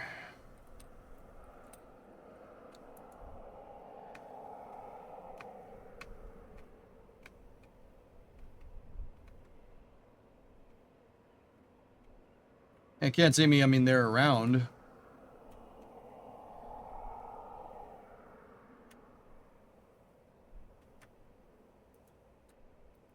The water tower is lifted, reaching its final height of 305 feet, or 93 meters. Erection of the lightning protection system continues.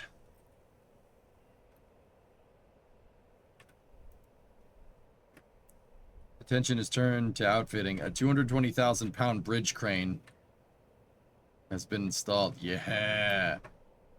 And the north exterior door was installed. Meanwhile, ductwork installation and office outfitting are progressing. Construction continues on the mid-deck portion of the launch table. And the foundation is complete for the approach road with concrete poured. Relativity old. Yeah. Yeah. Okay, that was my phone going off.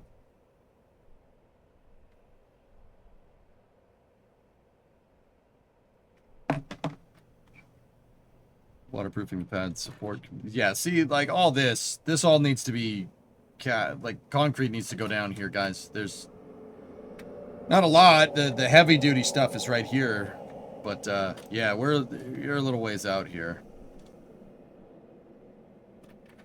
4 months old at least. Okay, so my nominal window of 6 to 8 months is actually pretty accurate. All right, sweet. Or 8 to 12 months, excuse me.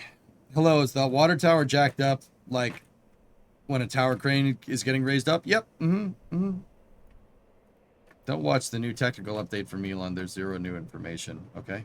I didn't plan on it.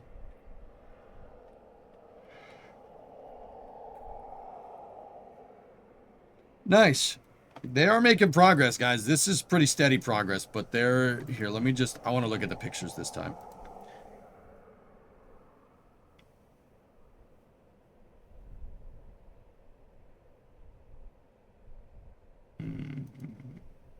Yeah, that's all the real deal. That is a tube.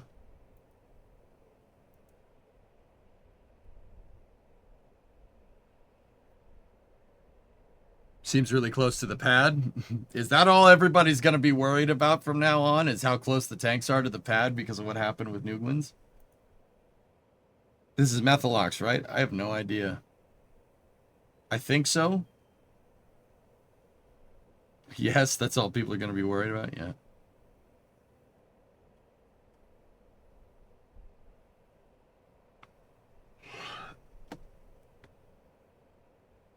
They need hazard concrete. Nice.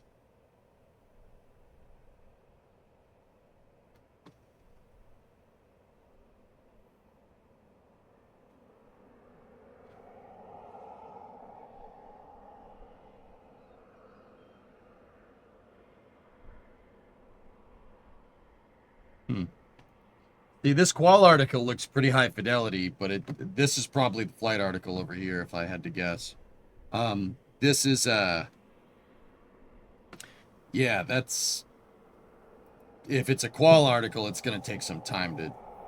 Yeah, they got to put it through a test campaign. It's going to take some time. Ooh, those were Clicos. Maybe as a precaution, don't do it. Yeah. It is Methalox, I'm pretty sure. But the Aeon engines are open cycle gas generator methalox, which is kind of funny.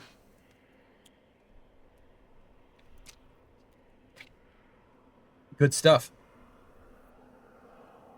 Cool. All right. Well, there you go. Speaking of big first stages, Max got these pictures from this morning, I believe. Yep. Look at that. So that's Blue Origin's Glen Stage 1, Never Tell Me the Odds. They took it out of the integration facility and they're bringing it back to the factory site. Seems to be in decent condition. This stage has flown twice. It's flown 2 times. And it's being pulled by what? What is that, a 7-ton? An Oshkosh 7-ton triaxle? Very nice. Very nice.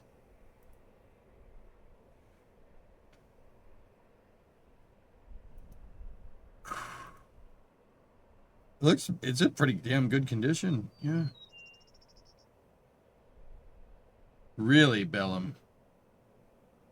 They ran out of the Blue Origin cover tarps. Yeah, right.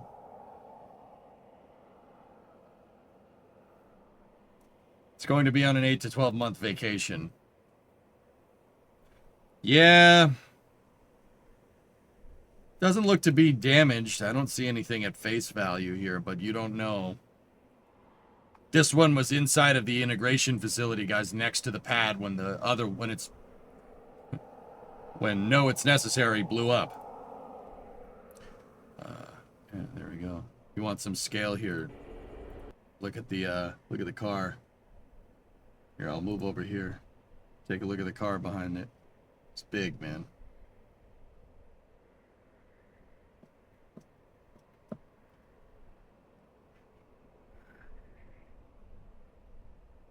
ESAR has been very quiet. They sprayed the bottom of their rocket down with water and then said they had a leaky COPV. Avigo, I'm not 100% sure how COPVs leak. COPVs either work or they pop. It's usually one or the other. I don't know what they did in the unlikely scenario to make one leak. Either that or it's most likely a fitting or something. But, ooh. Hello.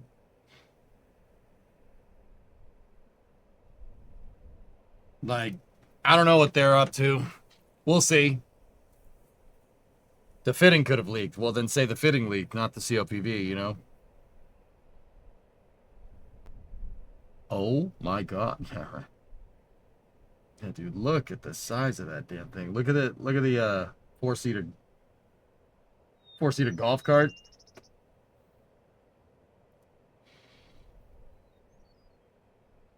Also, someone peed on it. I suspect the fire extinguisher system had rusty water in it. Yeah. Yeah, I know, but I know. That's a big golf cart. Yeah. Glad this one didn't get destroyed. So, yeah, what they're doing is, hang on. So Blue got the doors open on their integration facility, and Dave Limp posted this the other day. The IF, the doors were, from what I understand, were very broken. Yeah. So they're taking all of the GS2s that were in there. There was 3 of them. There's 1 of them. They're taking that, and they took the first stage back to the factory while they changed the pad to vertical integration. Dave Limp, the company's CEO, Dave Limp, he thinks that they'll be able to launch again by the end of the year. Which, this is what I was trying to show on Flame Trench. If you look down here, it's a picture of Jeff on the pad, right?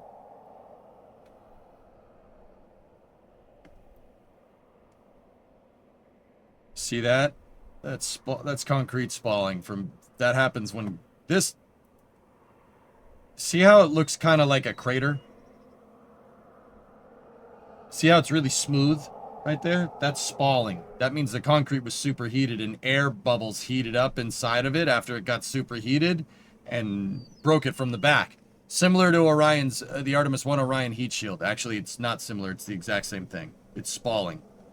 They're spalling all over the place. This is all junk. All this concrete is caca. No good. That's how hot it got on the pad. It spalled concrete, which is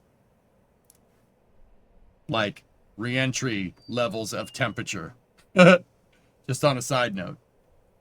I mean, I don't know. I might be full of crap, dude, but all that concrete needs to be dug up and recast. Looks familiar with IFT1. Yeah, exactly. Exactly. Yes, it does. Discovery, go at throttle up. Clean shaven like LC36. Nice. Yeah. Yeah, man. There's no gouge associated with it. It didn't involve an impact. Bingo, dude. That's what I was trying to tell the guys on Flame Trench on Friday. I'm like, yo, the concrete is spalled. It's junk. I wouldn't put it... if you put something heavy on that, guys, it'll just crack. It'll fall through. Polar market is at 13% on Noogles this year. Look. Blue's a big company, right? Voice crack. Blue's a big company, dudes. But... they have a lot of resources at hand. Let me tell you something. Look. This is not a manpower problem. This is straight up a time thing. Like, look at how long it took SpaceX to build Pad 2 for Starship. It took them about 2 years. Basically from the middle of 2024 to when Flight 12 happened, which actually, I mean, what is that? Closer to 18 months. And that's SpaceX going full force on it, right? Like, I don't know, man. I would love to eat humble pie here, but I really don't think that you're going to do that in 6 months, especially with vertical integration. I mean, vertical integration will make it a little bit easier. You don't need a transporter erector, but I mean, once again, part of this is not like, oh, you can't just throw more people at the problem. Like that concrete, for instance, you got to wait for it to cure. That takes time. That's downtime. I mean, I suppose you could do work in parallel, but yeah, I don't know, man. He shaved his beard and went back to voice cracking. Ah! But yeah, I mean,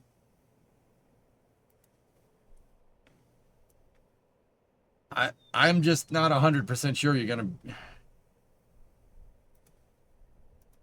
I don't know, dude. There are ways. Yeah, there are ways that are shoddy that are going to get somebody hurt. Like, why? Why push? Like, I understand the urgency, right? But look, for Blue to meet their obligations, if you stay down for like, let's say 10 months to a year instead of 6, right? So if they launch spring of 2027, that's not that big of a deal. Because I guess that's what I'm trying to say. I don't really understand the urgency. And I know that's going to sound stupid, right? Like, what do you mean you don't understand the urgency? There's the whole Artemis program. Yeah, I know there's the whole Artemis program. I get it. Look, like I said, if you're down for a year tooling up this pad and getting it done right, retooling it and doing it, like not doing it correctly, you don't need to rush. Let's say 10 months. 10 months would be April of 2027. That's not that far away. Discovery, go at throttle up. Hey, Blark, tier 3, 9-month resub. Thank you. Right? That's not that big of a deal. You're still plenty in time to get ready for Artemis 3. And then you're still plenty in time to do the Blue Moon missions. The Blue Moon missions, the ones that they have on contract with NASA, only get delayed by 3 to 4 months. That's not that big of a deal. I just don't understand the urgency. I really don't. There's no point, there's really no reason to go fast with redoing your launch pad. Why would we need to use the ramp at the moment? Let it do its thing. Yeah, okay. That would require some serious ferocity for a company that has been... Discovery, go at throttle up. Gratitude, yeah, right. How are they doing stacking? The building is not tall enough. The only way I can think of them vertically integrating a New Glen would be to...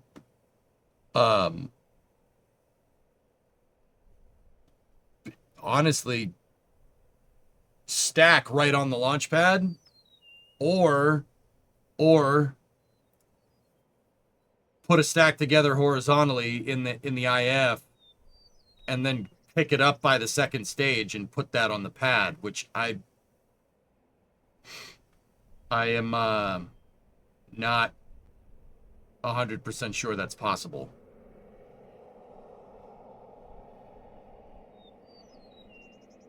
If it was up to me, I'd try the latter before I did the former. I'm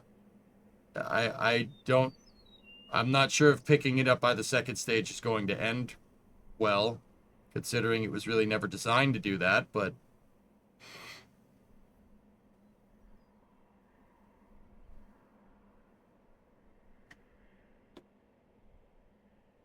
Hey, Arctic, 60-month resub. Hey, you got your worm logo. So did my first ever tour of KSC. What an insane experience. Also did the bus tour. There was a New Glen booster just casually being transported down the highway. So awesome to see. What, like that one? Yeah.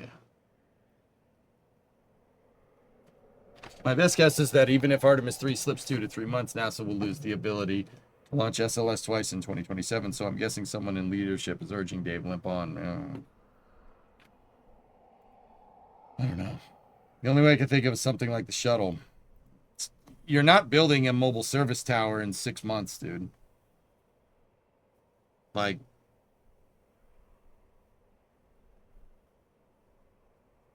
whatever they have planned to do in 6 months is going to be literally a crane putting pieces of this thing together on the pad, like an actual like crane. It's not going to be some specialized ground servicing equipment. And I'll be 100% honest with you.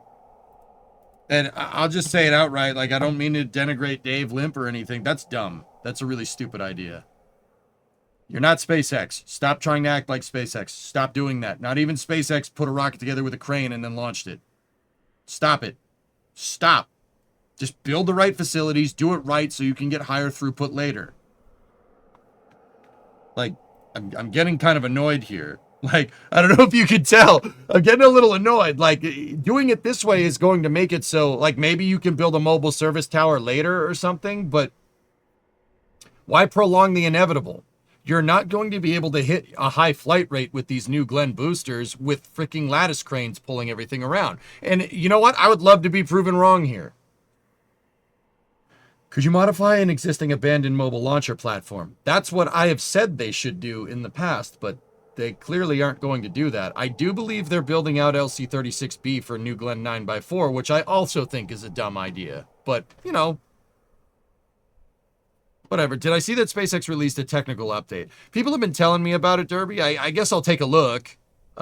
Is it on their website or what? What if they build both the short-term and long-term solution at the same time? They don't seem to be, though, Yarg. Why is 9x4 a bad idea now? Sea Kraken, 9x4 is a bad idea because this thing's launch pad just went up in flames. A bit off topic. Do I live near Boston? Yes. The site collects declassified footage from SpySats. You can use the transparency slider to check for the changes that the city went through the 1980s. Oh. Neat. That's kind of cool. Checking the 9x4 at this point is dumb. Sawyer, like, I know that you guys have it in the pipe, but right now, I'd say priority is to get that thing operational and get that thing flying a lot. You're not doing that with one pad that you need a couple of cranes to put it together. You're gonna need the proper integration buildings. Like it's. I mean, yeah, 100% agree. Do you know Cliff Clavin? No.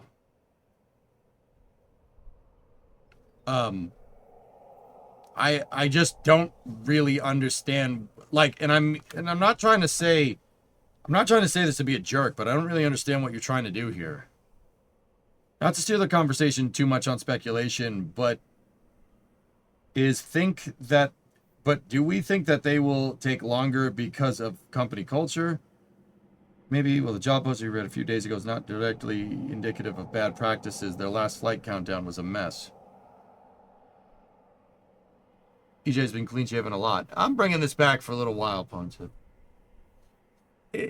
Dude, I was like, Brimo and I were out at breakfast the other day. Like, we usually go to breakfast on the weekends, just at a diner. Like, there's diners around here, so, you know. Like, love you, honey bunny. Be cool. Be cool, Brimo. Be like the Fonzie. Be cool. Yeah, you know, like that.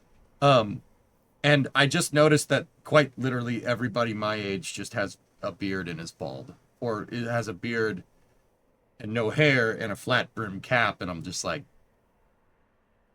you know what? The hell with this. I'm bringing the Don Draper back.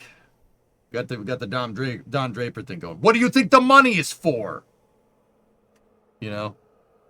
I'm just like, nah, I'm not doing this. We're not doing that. It's 2014, EJ. Yep. Hand me my wallet. Which one is it? It's the one that says Bad Mother Trucker on it.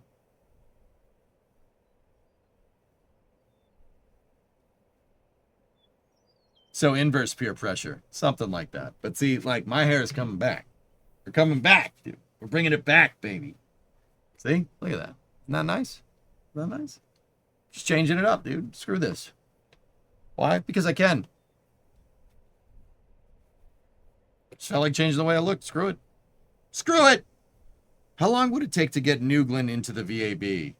You'd have to retool an ML, and then you'd need to retool the service platforms. I would say, Kerbal Guy, that would be a more sustainable solution than whatever they're trying to do with LC36 right now.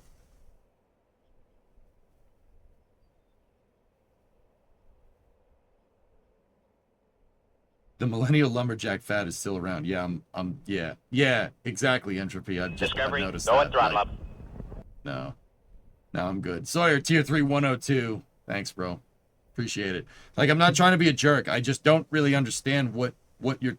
I don't understand the con ops here. Like, what are you trying to do? You know, are you trying to return to flight expediently? I guess I understand that part, but meant to do this last week. Fixed it now. Thanks, bro. Appreciate it, man. Here, let's, yep. Like, you can build out an umbilical array off the side of the tower here, right, for the second stage, and that could work. And then you could put a swing arm in place. That's totally doable. Jay, you had to shave off your beard, but in my case, the reason involved an exploding tube of industrial-grade adhesive. No. Oh, that's the other thing, dude. That's the other thing, Jay. My big thing was it's summertime, and I was working in the shop the other day, and it was just gross. I was just like, nah, I'm not doing that anymore. I don't want to do that. I'm sick of it. I'm sick of it being here. And that's what I always said that, guys. I was like, you know, if beard gets long enough, I trim it, and you know, I'll just get rid of it. Now I'm just going to keep it like that for a little while. That's all.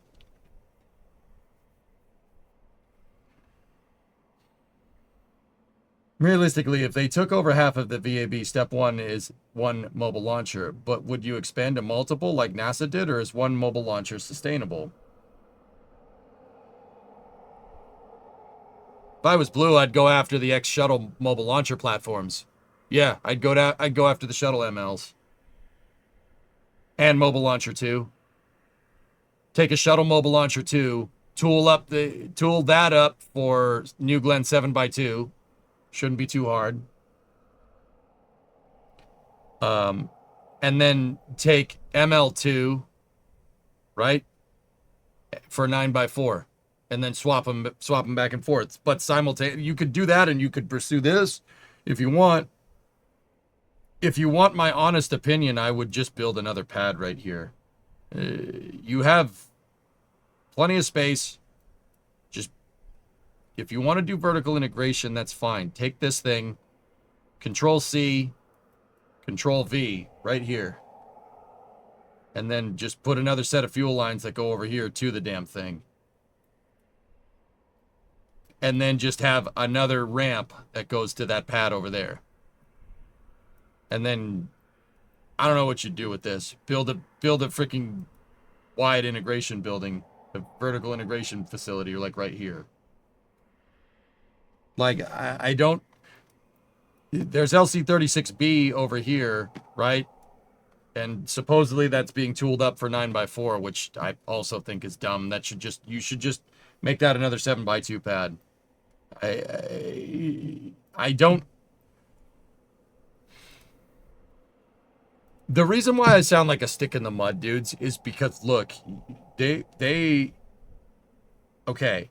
And I'm only saying this because I want Blue to succeed. I think they have a lot going for them, and I really, really want to see the New Glenn flying a lot. I think that would be great.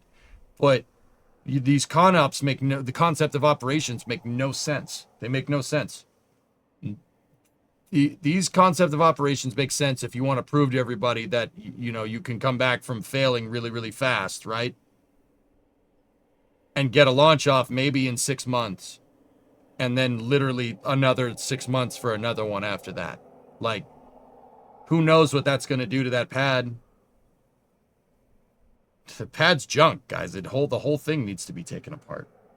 Don't forget the BAB they are doing.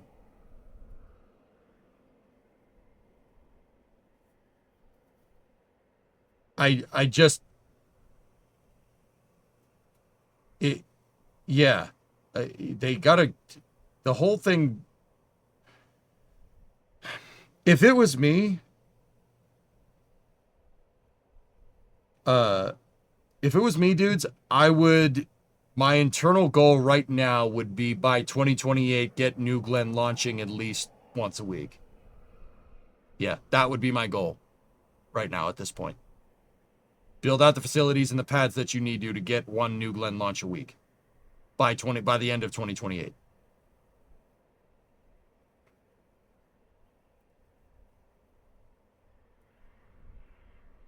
You can go short like a 3mm beard. No, I just want clean shaven, dude. It's actually easier, dude. That would be my thing to do. Now, simultaneously, well, that's a big goal, right?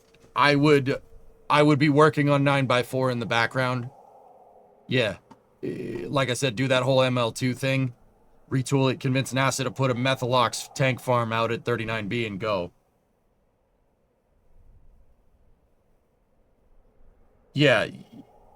I think that teching right to New Glenn 9x4 is frankly idiotic. And I don't know why you would do that. That would be my thing. Launch New Glenn once a week. So that's 50, what is that, 52 launches? 52 launches into 2029.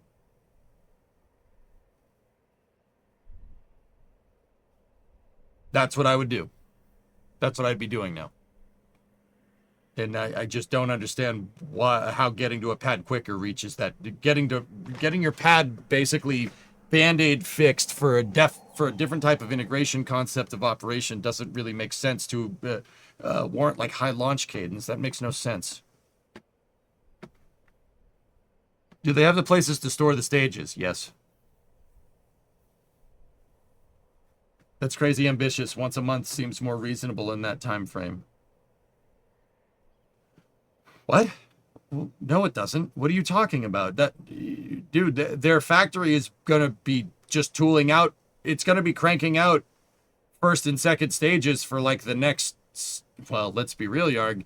If Blue has their way, it'll be the next 6 months. If EJ's way is correct, it'll be the next year. So that'll get them. So, okay, think about it like this, dude. I theorized that to hit this weekly launch cadence, right, you're going to need to basically, your boosters are basically going to need about a 1 month turnaround. And then all you really need to do that is probably 5 New Glenn GS1s. Can we build 5 New Glenn GS1s in a year? Yes, their factory is in overdrive right now. All right. Then you just need to start building out second stages. Build out as many second stages as possible. And yeah, I'm not exactly sure where they would store 52 of those things because they're gigantic, but did you see what I posted in the aviation channel on Discord?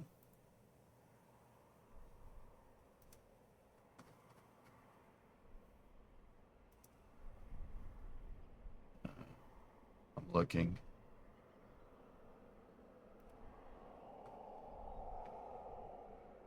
I won't be able to see it unless you tag me. Something cool from work today.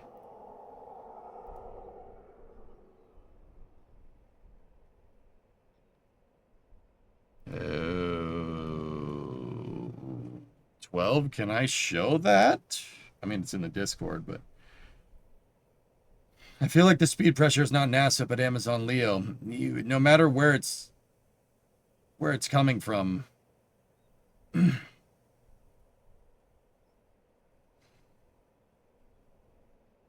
January 1st, I think they will have 4 flight ready first stages. 3, not 4.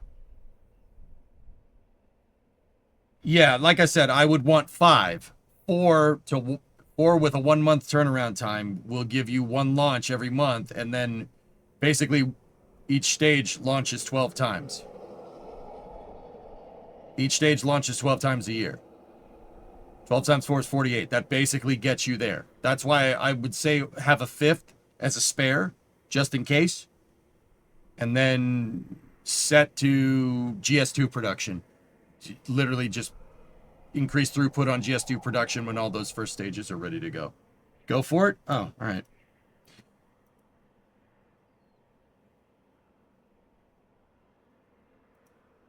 Okay, or it could just go black. All right, there we go.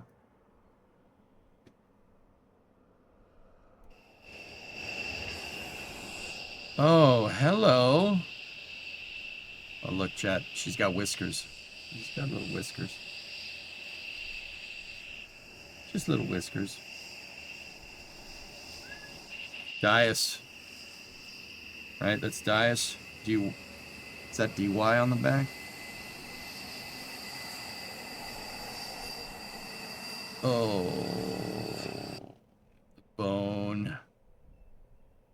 The bone. Oh, dude, what a freaking cool airplane that is, 12, dude. Come on. That thing is so freaking cool.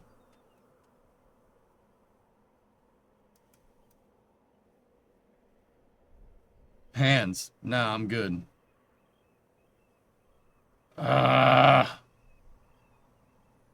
That plane is massive. Yeah, you're telling me.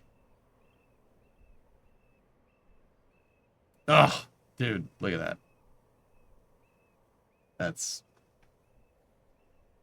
Ooh. B1B, baby. The bone. That's a cool find, man. Hot take, I like the B1A more just because it was faster. Well, who doesn't? With where I work, we get some interesting aircraft coming in. Nice.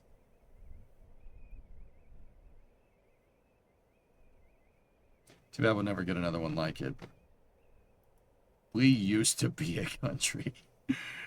But anyway. All right, dudes. You know, I wish Blue all the best. Maybe we're not getting all of the plan, or maybe the plan isn't even fleshed out yet. But whatever they're gonna do, I will say 6 months is ambitious. But I don't know. We'll see. I'd love to be proven wrong here. So do you remember we just had that stock options open up at Blue, like Eric Berger said? So it could be an investment issue as well.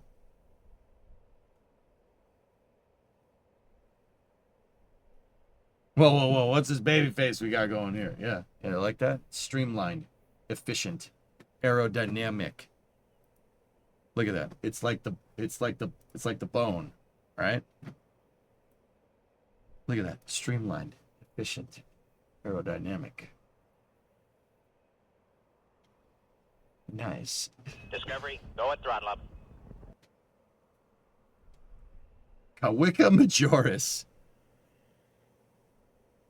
Thank you for that prime sub. I appreciate it. Look at the bone.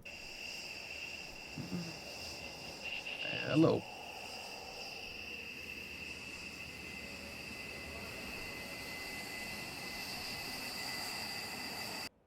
Nice. That is a cool freaking plane, dude. That thing is... it's such a cool looking plane. I'm sorry. So the people that don't know, that plane has swing wings like an F-14, only way bigger. Who are you? Danny McBride and Pineapple Express? It's my cat's birthday today. Wife says if I shaved clean like that, it's instant divorce. Damn, dude. 201st, you just joined. Did you see the new relatively monthly update? Love what they're doing over there. Yeah, we just watched it a second ago, dude. Yeah, good stuff. We have a problem with testing all of our stages. There have been a few ideas like make pad B or use ML2 at 39B amongst other ideas. Rocket, I don't know. I'll put my 2 cents out there. Just, I don't know, on the off chance that Dave Limp might be listening. Like, this, you need more throughput on New Glenn. And there's no way he doesn't know this. You need more throughput. This is junk. I'd say, I'll be 100% honest with you, I think that's a waste of time. That would be a waste of time. Honestly, clean sheet, a vertically integrated pad. Clean sheet it. Demolish this thing, build it in its place. Build essentially a mobile launcher platform and then get rid of the stupid ramp. Get rid of it. Or, I don't know, fix it. Fix it and switch to an ML. And then maybe make it so the ML can be dragged up that hill or something. And then, literally in front of the IF, build a vertical integration facility right here. You have the slabs already ready to go, right? And then build another crawlerway that goes over here and have a second pad over there. There you go. Move your MLs on SPMTs, just like the H2, the H1 and the H2 rockets over in Japan. Do that. Then just duplicate this. Build it over here. You just finished building this damn thing. Build another one. In fact, start on that one right now. Build this one out. Get that one operational because that one's going to take a second to tool up. And then, because your MLs are on SPMTs, that'll make it so you could put a third one out here to 36B. So you have 36A, B, and C. Like, that's what I'd be doing. Or at least two of, I'd build another one of these. Build another one right there. And just...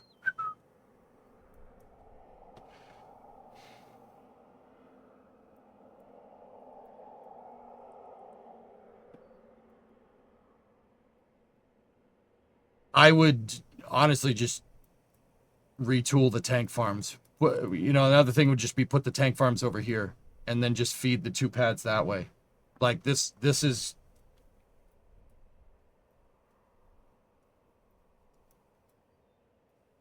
Yeah, either that or start looking for shuttle mobile launchers. I think there's still one of them. I think there's still a shuttle MLP around. They use it for load testing. See, it has all the counterweights on it. So that's an old shuttle launcher platform. Take that thing, tool that thing up, use that.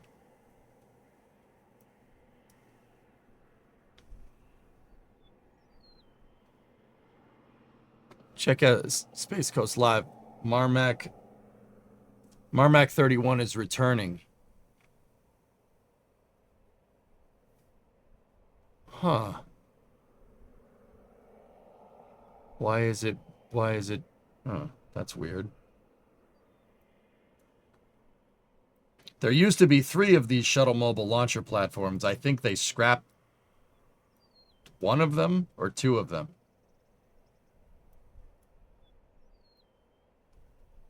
Like, once again, dude, if it was me, I would go to NASA and be like, yo, give me High Bay 1.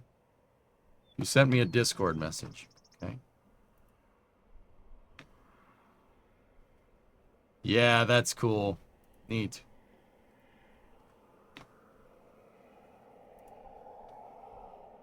I thought 36B was going to be the current northern pad. Yeah. Yeah, but, you know, I think that, you know, renaming it might not be the stupidest idea because you're coming up with a new plan because your pad just exploded. They are transporting stands from Starbase to the Cape. Yeah, they loaded up a transport stand. That's right. Is there even a road with a vertical clearance from NASA's VAB to 36? The hell with 36, dude. Honestly, I think the simplest solution would be to take a shuttle ML, put a New Glenn launch plate in it, and then ask NASA if you can retool, or you can, not retool, you can, right here, build a freaking Methalox tank farm, or over here somewhere, or add a methane tank right here, so they can use 36B.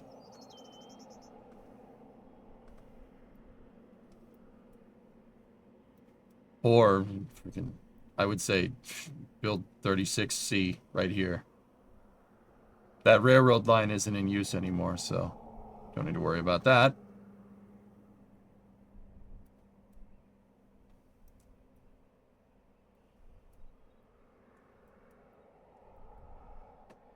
You mean 39B? Yeah, you know what I mean. Build, yeah, 39C up here.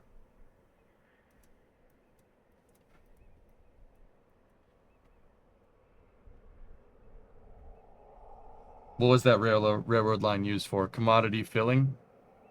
At 39A and B. That track is no longer there. It's indicated, but it's not there. A hurricane took it out, and they haven't rebuilt it because there's no need. The track stops at Playa Linda Beach, at the north side of Kennedy Space Center.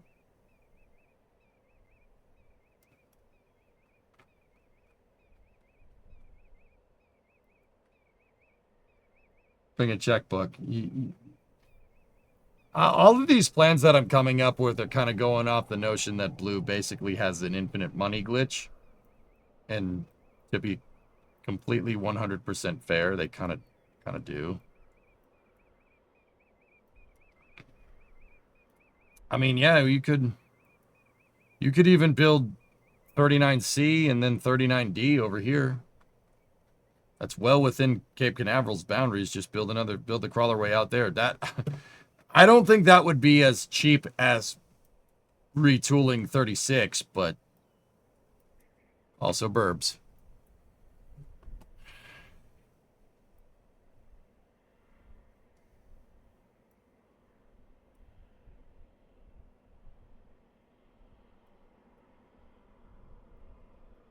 Yeah, you could clean pad that thing, Aqualux, yeah. Would they even be allowed to expand 39 without the environmental rules? With money, you can do whatever you want. How much lives would it take to rebuild this pad for 1 human?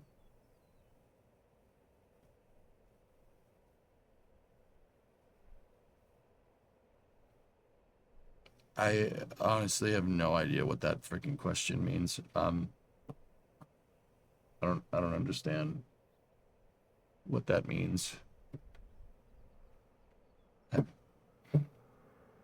Max, are you all right? Okay, YouTube chat is scaring me.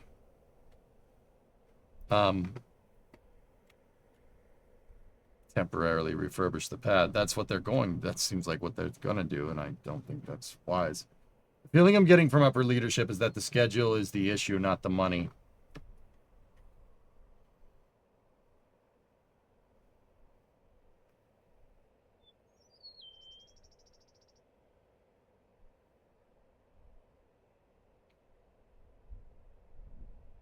I have no idea, Deadbringer.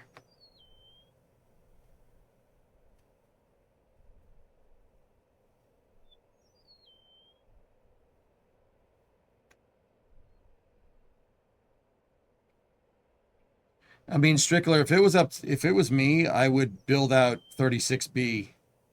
I would build out 36B for vertical integrations, build that like special for vertical integration, and then based off of what you learn from that pad, retool 36A. And then you know, if you do that, my 12-month plan here, basically 12 months you get one pad up, 18 months you get two pads up. Done. Easy peasy. Done. And that 18 months is, for the most part, by the end of 2027, you have two operational Newglands pads.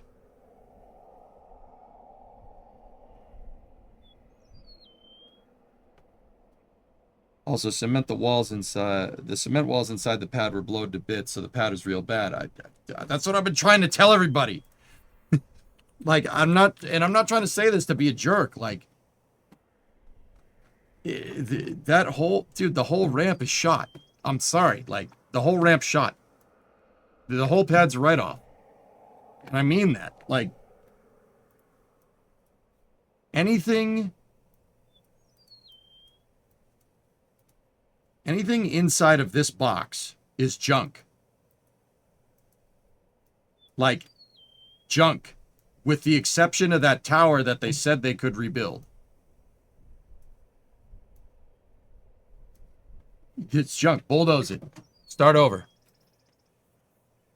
Just bulldoze the whole damn thing. That's what I'd be doing. You know, make sure it's safe and then just bye-bye.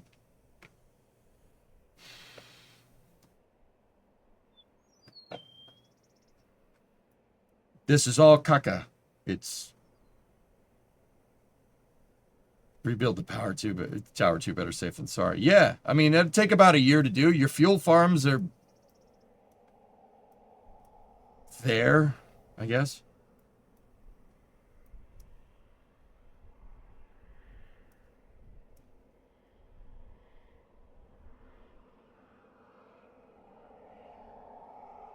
How long would it take to cure the concrete? That's 12 months you could rebuild everything here. But they lost their transporter erector. So good. Start building an ML. Can they actually repair that tower? They said they could.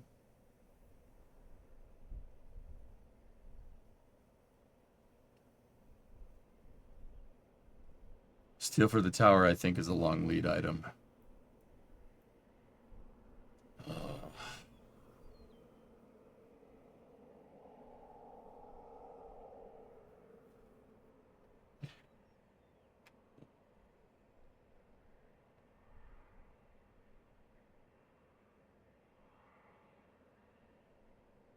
God, honestly, this whole relying on billionaires to get America back to the moon plan doesn't seem to be working out well, is it?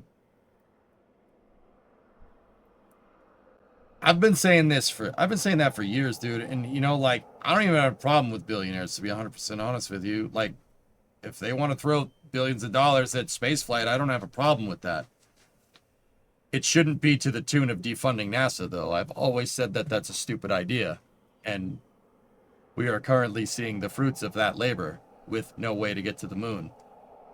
We can get near it, but we can't get to it. Just putting it out there.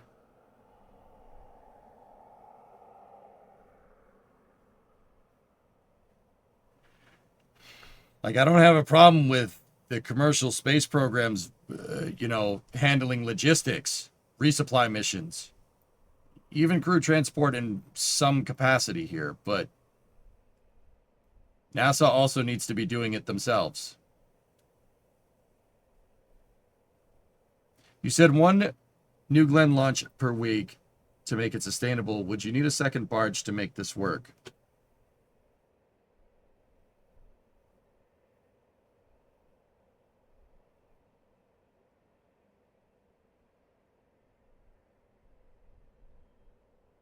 No. No. I wouldn't use the barge if you really want my honest opinion. I wouldn't use it. RTLS, New Glenn. It has wings. Build a landing pad at Complex 36. You're going to look at me like I'm crazy. You're already vertically integrating it. Why not? So you take a big hit on payload capacity. You're launching every week. It doesn't matter. Could they use trains for this? Yes, but I don't think they will. New Glenn has pretty good downrange capability. You get a good boost back burn out of that thing. You could get it back. It would be to the detriment of your payload mass. You'd probably half the payload capacity. But who cares? You're launching every week. It doesn't matter. And what if we RTLS the first and second stage? That would be really smart, because then you could support a really high launch rate.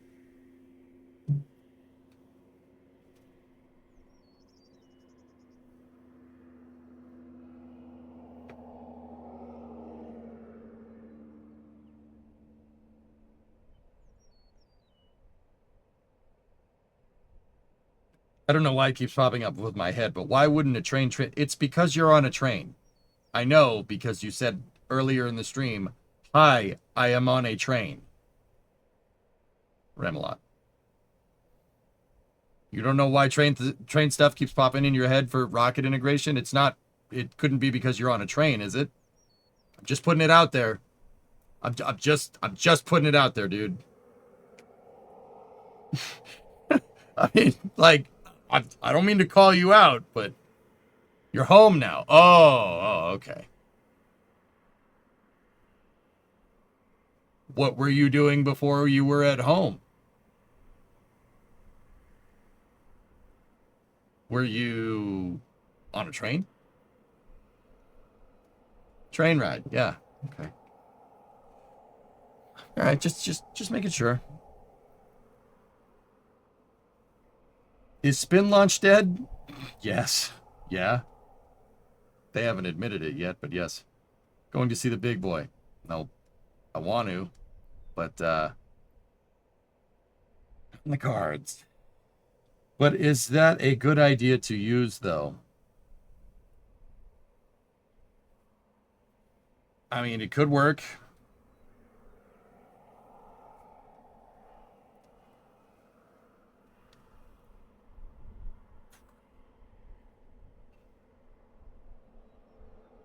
It's possible.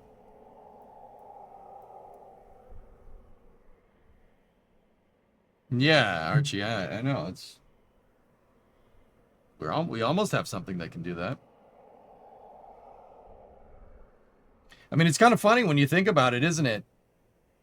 No one's ever brought back a second stage. Ever. That's never happened. In all of the rocket launches that have happened over the last 50 to 60 years, no one's ever brought back a second stage. We've brought back part of a second stage 134 times. Or 133 times. But never a fully intact second stage.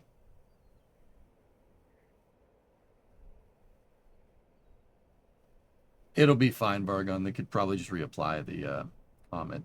Or just thicken it up.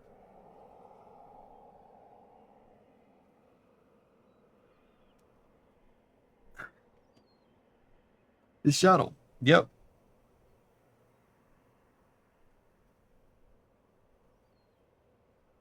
But yeah. Anyway. What else? So you guys said that... Here, actually, you know what? Let's check this out first. The exploration company, this is from European Spaceflight. This is from Andrew Parsonson. The exploration company completes Nix drop test. The exploration company has completed a key milestone in development of its Nix spacecraft after successfully conducting a drop test designed to validate the performance of its recovery system. Nix is designed as a reusable space capsule that will be used to transport cargo and potentially crew to low Earth orbit. The company is currently working towards an initial demonstration of Nix in 2028 with support from the European Space Agency through its low Earth orbit cargo return service initiative. On June 4th, the exploration company announced that it had completed an initial drop test designed to assess the performance of the space capsule's recovery system. Company used a dedicated drop test vehicle designed to mimic its mass and aerodynamic profile. The parachute system used for the test was provided by US-based Airborne Systems. That's Dragon and Starliner, which has supplied or supported the development of parachute and recovery systems for Starliner, Orion, Dragon, and New Shepard capsules. While designed for splashdown recoveries, the test was conducted in the Mojave Desert, with the company explaining that the location simplified the logistics of the test and facilitated faster recovery of the test article following its completion. The adjustment did, however, require the company to include a sacrificial outer panel to support ground impact, enabling it to recover the rest of the hardware in a state fit for future test campaigns. Pulled up by a CH-47, operated by Alaska-based Rotac Helicopter Services. Lifted the drop test vehicle to 2,800 meters before releasing it. Rather than being deployed by the vehicle itself,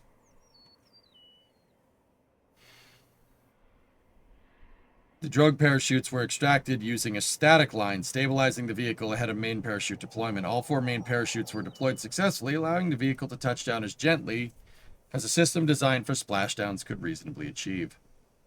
According to a June 4th press release, early analysis indicates that the recovery system performed as expected.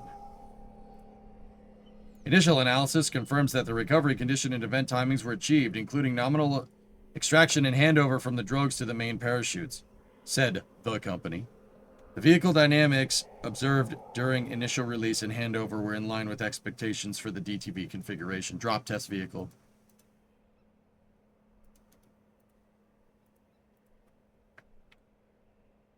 Interesting.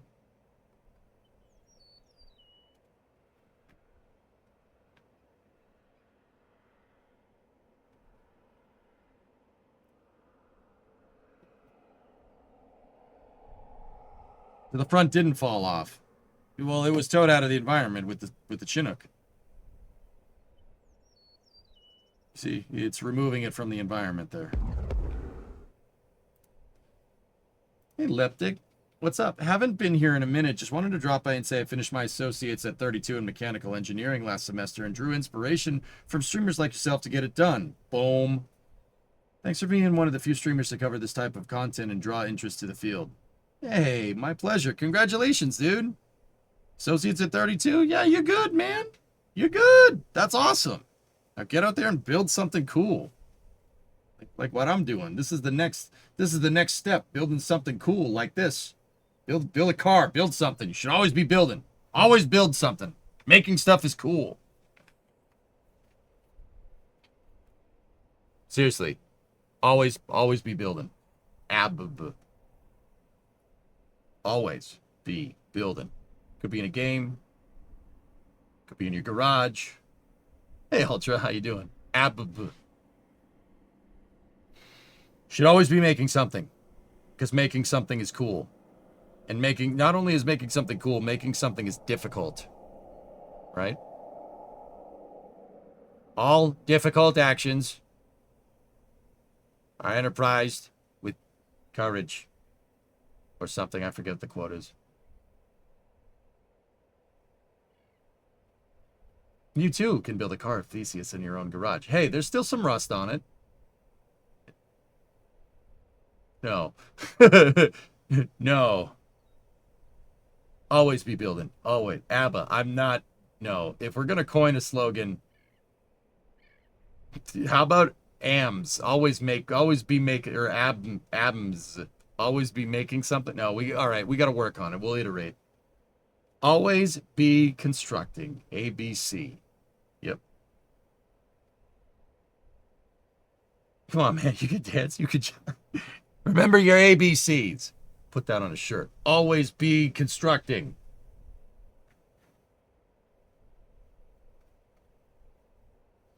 Seriously. I'm not even kidding. You should always be making something. I don't know why I haven't bothered, like, telling you guys that, like, all the time. Should have been saying this a long time ago. Always be Kerbling. Huh.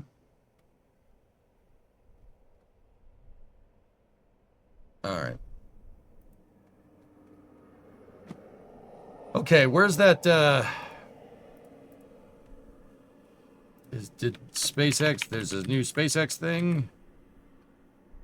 Oh, Elon Musk provides a technical update on SpaceX's capability from SpaceX Expo. All right, well, let's sit back, relax, and hear what's up here. All right, well, hello everybody, and It's welcome. Dan. Hanging out, I got Elon and Ian Dahl with our Starlink team. Figured we'd check in. It's been, typical SpaceX year. Launched a brand new vehicle, acquired XAI, now SpaceX AI, announced a Terra-sized chip building project, and so never a dull moment. never a dull moment. Typical year, and so let's kind of wanted to connect some of the dots on how this all feeds into making life multiplanetary, starting to climb up the Kardashev scale, maybe show off some cool new AI stat stuff. Let's kind of start galaxy sized and bring people in with the Kardashev scale. What's There the you big go. picture? Always be What's the building big stuff. picture? What is the Kardashev scale? Like, how do you decide? Isn't it the Kardashev scale, not the Kardashev? What progress the civilization has made? That's the most objective metric Oh, okay. that any alien species, say, visiting us, would calibrate how much progress we've made as Kardashian a civilization. And one of the Yeah. most objective ways to do that Right. is the amount of power that any given civilization has been able to harness. There was Yeah, a fine, Russian that makes physicist, actually, I think, by the name of Kardashev, who thought about this, and I think it's a good way to characterize it, which is you can have you can assess how well a civilization is harnessing the power available on the planet. That's type 1. And then type 2 would be how much of the stars' power are you harnessing? And then type 3 would be how much of the galaxy's power are you harnessing? These are very objective and measurable numbers. So right now we're very low on the Kardashev 1 scale. Like if you say, like, what proportion of our planet's power are we harnessing? It's a very, very tiny number. The universe. And basically we're harnessing almost nothing of our star's power. So the sun is truly an immense thing. It is difficult with words to characterize just how immense the sun is, but this gives you sort of a sense of scale. Yeah, it's a big difficulty jump going from level 1 to level 2. Very big difficulty jump, yes. And level 3, and we don't even know how to do level 3, really. We'll get there. Yeah, exactly. AI will figure it out, I suppose. One way to appreciate the size of the sun is to think about how heavy is the sun compared to all the rest of the mass in the solar system. So the sun is about 99.86% of all mass in the solar system. It's everything, and then of the remaining 0.14%, most of that is Jupiter, one planet. So we're still lightweight. Yes. The entire mass of Earth is in the tiny miscellaneous category. We're like Earth is a tiny dust mote compared to the sun. But how much energy are we talking? Like, coming from the sun, especially compared to what we're using here on Earth? 'Cause it feels like... Yeah. The incident solar energy on the cross-section of the Earth is roughly a half billionth of the sun's power output. And the vast majority of that we cannot use because 70% of Earth is water. Yeah. Technically, our planet should be called water because it is 70% water, and I think an alien civilization visiting us would be like, why are they calling it Earth when it is mostly water? We're the Greenland's not green of the solar system.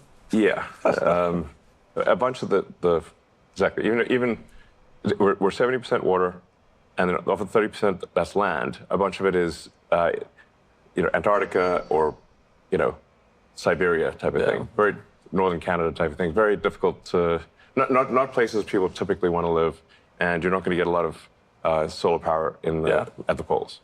So the actual usable area of land where you can get solar power is quite small. Anyway, in order to ascend the Kardashev scale, or in order to get to any meaningful percentage of the sun's energy harnessed, you have to go to space. If you wanted to get to, say, a millionth of the power output of the sun,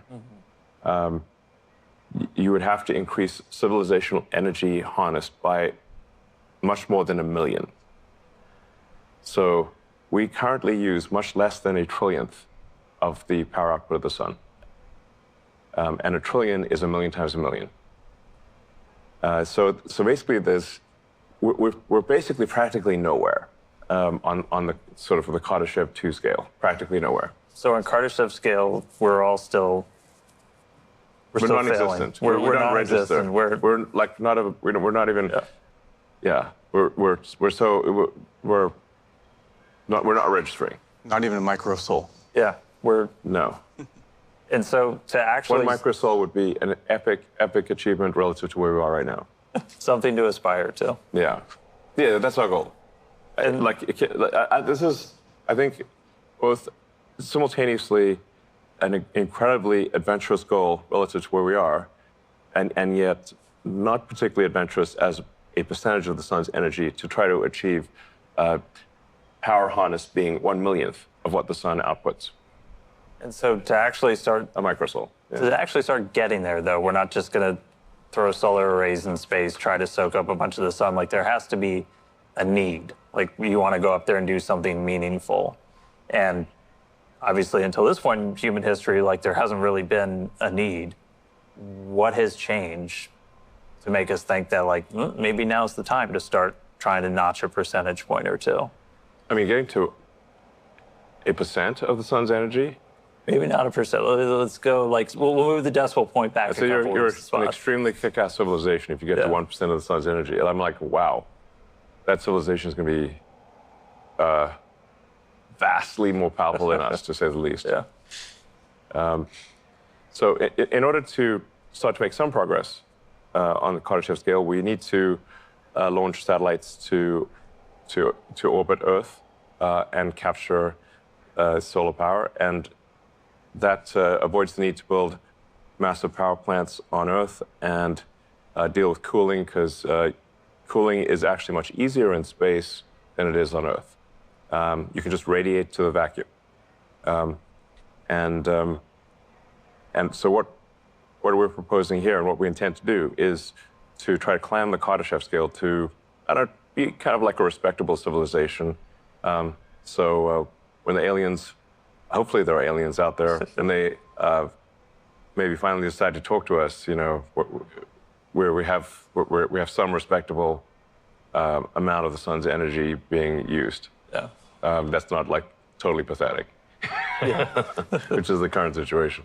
And so before we start sending data centers, sending all of this to space, there are some limiting factors that we got to get there that would traditionally make it so like this is almost impossible. Yeah, what does it take to scale? Yeah. So things it takes to scale are you need to have a large mass to orbit capability, which is what Starship will give us. That large mass, so you ultimately. Guys, I saw a lot of people get a little weird about like heat rejection in space. So think about it like this. With enough power, heat rejection is nothing. That's super easy. He was talking about generating power, right? That's the idea. You can if you can generate a couple megawatts on each satellite with your solar panels, yeah, heat rejection is a very easy problem because you could throw power at that problem, and yeah, it's not that big of a deal. If you mass produce solar panels, for instance. The reason why it's been a pain in the butt in the past is because nobody mass produced solar panels for spacecraft. There is one guy that's working on it, and you just saw him talk a second ago. So when you could SpaceX could just make more solar panels. Make a satellite with bigger solar panels. Heat rejection becomes a very easy problem at that point. When was this vid made? It was posted today. Hey, Schmoog, 135-month resub. For 135 shuttle missions, dude. It's an easy problem, but it's always easier on Earth than it's in space, which is not what he said, bro.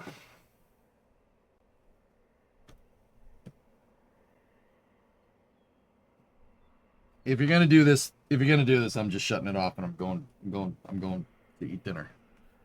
We get it. You don't like him, right? We get it. But you need to send listen, please. millions of tons to orbit and beyond. And you need the power associated with that. So if you want to put 100 gigawatts or ultimately a terawatt into space from Earth, you will at some point need a terawatt of solar. And then you're going to need a terawatt of AI chips. So the three things you need are mass to orbit, a lot of solar power, and radiators, of course, and a lot of chips. All right, well, let's start ticking down the list. So mass to orbit, that's where Starship comes in. Yeah. We just had first flight V3. It was awesome. I know you were there. It was crazy to see that rocket launch. Yeah. And like long time coming. What's Starship's kind of purpose of being? What is it going to be doing? I'm good, Dennis. Yeah, so Starship is going to revolutionize space, really. It's the first rocket design that is capable of full and rapid reusability. Now, reusability is the fundamental breakthrough that is necessary to make life multiplanetary, as well as to ascend the Kardashev scale. You simply cannot ascend the Kardashev scale unless you have a reusable spacecraft, and you cannot extend life to the moon, to Mars, and to the rest of the solar system without a reusable rocket. The cost is simply prohibitive. You can't make enough rockets. Yeah. Unless you can refly them. Just like any other mode of transport, you can imagine that if we had to throw away airplanes every time we flew, flying would be far too expensive, and basically no one would be flying airplanes. You're doing a whole lot more driving. Rapid Yes. reusability. Yes. Every mode of transport is reusable, without which is simply not viable as a transport system. So cars, planes, boats, horses, bicycles are all obviously reusable. Yeah. With rockets, it's much harder to make a rocket reusable because Earth has a deep gravity well and a thick atmosphere. And these make it just barely possible to achieve reusability with a rocket. And there have been many prior attempts to create a fully reusable rocket. And most of those attempts have been abandoned partway through because they didn't think they could succeed. In order to achieve full reusability, everything's got to be perfect. The engines, the structure, the avionics, the choice of propellant. You've got to go to extreme measures for mass optimization, which is why we have the tower catch the rocket instead of putting on landing legs, which are heavy. The rocket can simply be caught by the tower. And we haven't achieved full reusability yet, but we do expect to achieve that hopefully later this year with Starship. And then you've got to achieve full reusability. Then you've got to go a step beyond that, which is make it rapidly reusable, such that the rocket lands, it gets caught by the tower, gets put back on the launch stand, and can be flown again without any refurbishment or laborious inspection, like an aircraft. Yeah. This is incredibly difficult.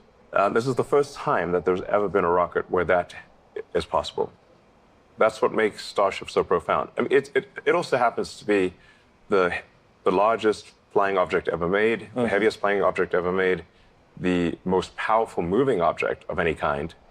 Starship V3 is more than double the thrust of the Saturn V moon rocket. By version 4, we'll be pretty much 3 times the thrust of a Saturn V moon rocket.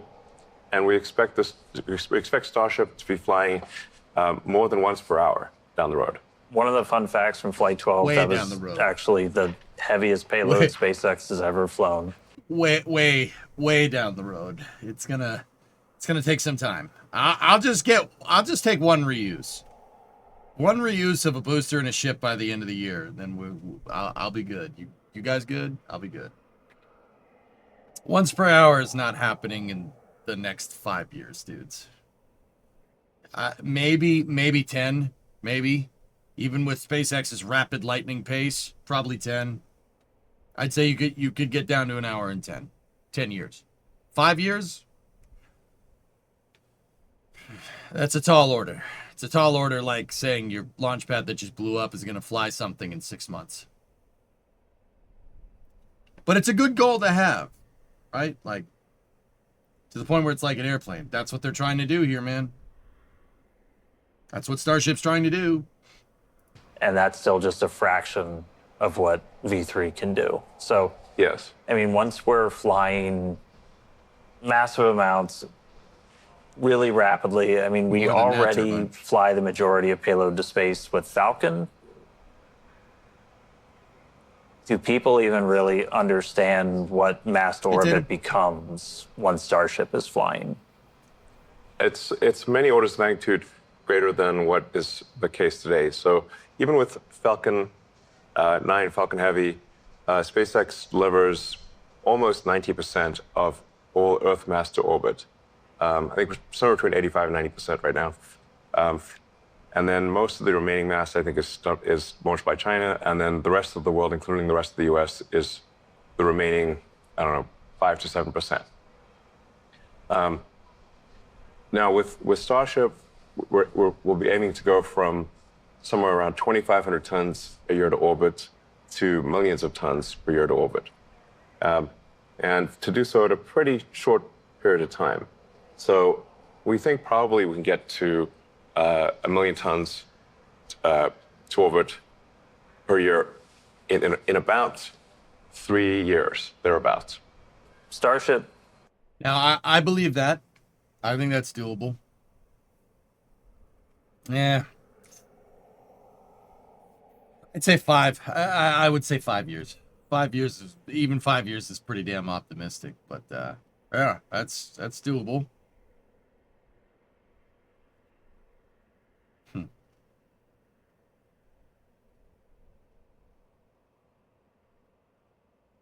Gonna fly your mom up there, and Starship isn't big enough, Joggy.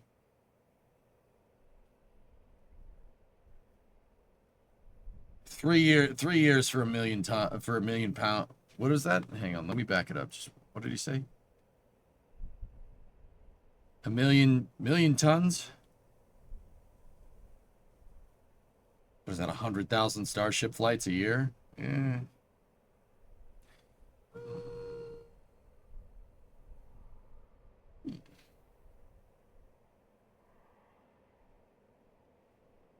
$10,000 flights at 100 tons. Yeah.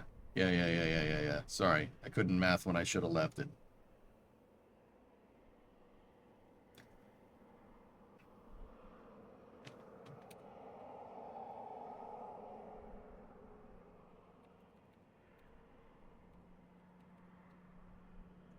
$27 flights per day. Yeah. Yeah, you remember when I said like 5 years? It's probably closer to like 10 to get something like that.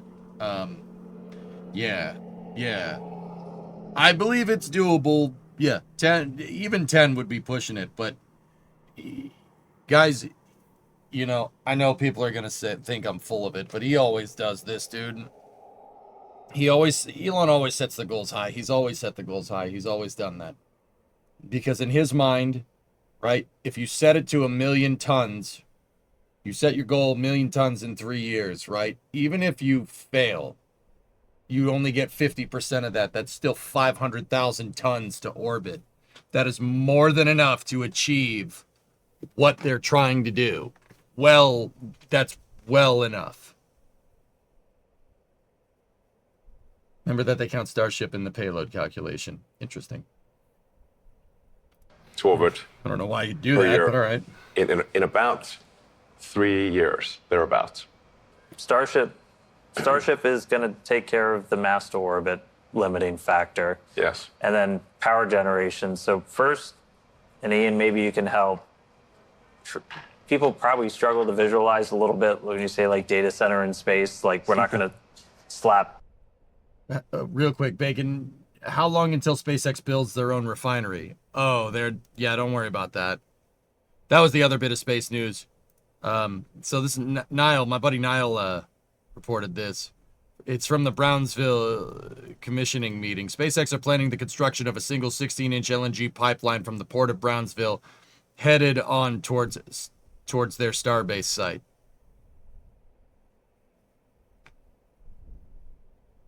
So, yeah, about that, dude.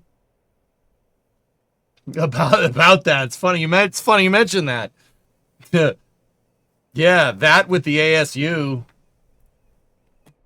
Yeah, good to go. Anyway, back to Dan. 16 inches, that's 406 millimeter for metric people. That's big. That's a big pipe, yeah. Engines on a building and fly it up there, like these actually look like pretty different. And so kind of walk through how LNG, you take liquefied something that's natural in a gas. giant building on the ground and turn it into something that's functional in space. Yeah, I think it's pretty interesting. A lot of people don't actually know what the inside of a data center even looks like, That's where right? the old railroad was. And It's some like mythical place where the internet's in the cloud or something. yeah, some people envision wires, some people envision boxes, but like effectively it comes down to a set number of chips and the things that we need to launch into space are actually quite small when we look at it. The more challenging part is figuring out how do you get the power for it, and that's where a lot of what we've worked on for existing like Starlink technology, the solar arrays, are what we want to utilize that expertise So these V3 satellites, look, they got racks in them. See that? to be able to build a satellite that can actually launch Interesting. the critical components of the data center into space itself. We like to look at this and say, like, what is the actual engineering problem here? And it's really a combination of delivering power and then taking the waste heat and energy away and sending it into the vacuum of space, as you mentioned. Huh. Yeah. No, That's weird.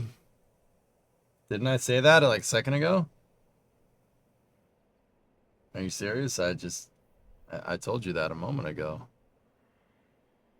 Huh.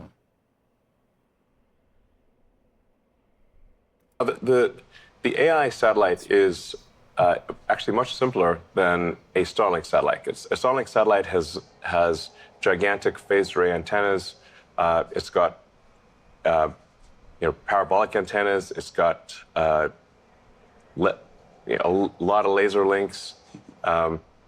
It's much more complicated than an AI satellite. An AI satellite is essentially a lot of solar cells, a radiator, and you still need some laser links, but you don't have all of the super complex antennas that you have on a Starlink satellite. So, I mean, given the two, the easier one to design for is the AI satellite. Yeah. It's just a little bit bigger. It's bigger. Just yeah. make stuff bigger, yeah. I was like, so we've got, this is our AI1, if you guys want to walk us through. Yeah. So the first thing that we're really looking at here is like, first you've got to 70 meters is, what is that, like 210? No, it's like closer to 240 feet. That's a big satellite, dude. 150 kilowatt, 120 average compute payload, 70 kilowatt per ton. 150 kilowatts, dude. That's a lot of power. make something compelling, right? And we thought that the right place to start is around the 150 kilowatt like peak power level. But as we look at the workloads with our experience with XAI, we get to actually see that we can also support about 120 kilowatts of average compute. There's a difference. Yeah. What we're showing here is kind of a draft version of the version 1 of the SpaceX AI satellite, an AI-1, I guess you could call it. And seems like a reasonable place to start is 150 kilowatts peak power, 120 kilowatts sustained power, and to give you a sense of what does that actually look like in terms of the size of the radiator. How does this compare to the ISS panels?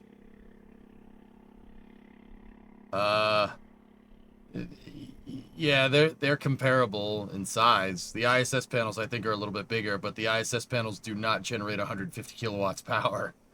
Actually, power's at a premium on the space station, guys. That's why they put the rollout solar arrays on it. The International Space Station rollout solar arrays. They're called IROSes. It is size of the solar panels. The assumptions here are 250 watts per square meter for the solar array, and about 1,400 watts per square meter for the radiators. So the radiators, these are double-sided. Radiators are radiating both sides. They're oriented knife edge to the sun, and it's 1,400 watts per square meter is a very achievable goal. Over time, we think we can probably do above 250 watts per square meter and above 1,400 watts per square meter for the solar panels and radiators, respectively. But this gives you like this is pretty much what the satellite's going to look like. Yeah. It's a lot of solar panels, radiator, and then everything else is pretty small by comparison. And these are like evolutions of things that we have actually already launched in our Starlink constellation to date. Yeah. That's really, I think, the cool part to me is that we're looking at solar technology that we already are going to use on the V3 Starlink vehicle. So I'm like really excited to then just take those and make it bigger.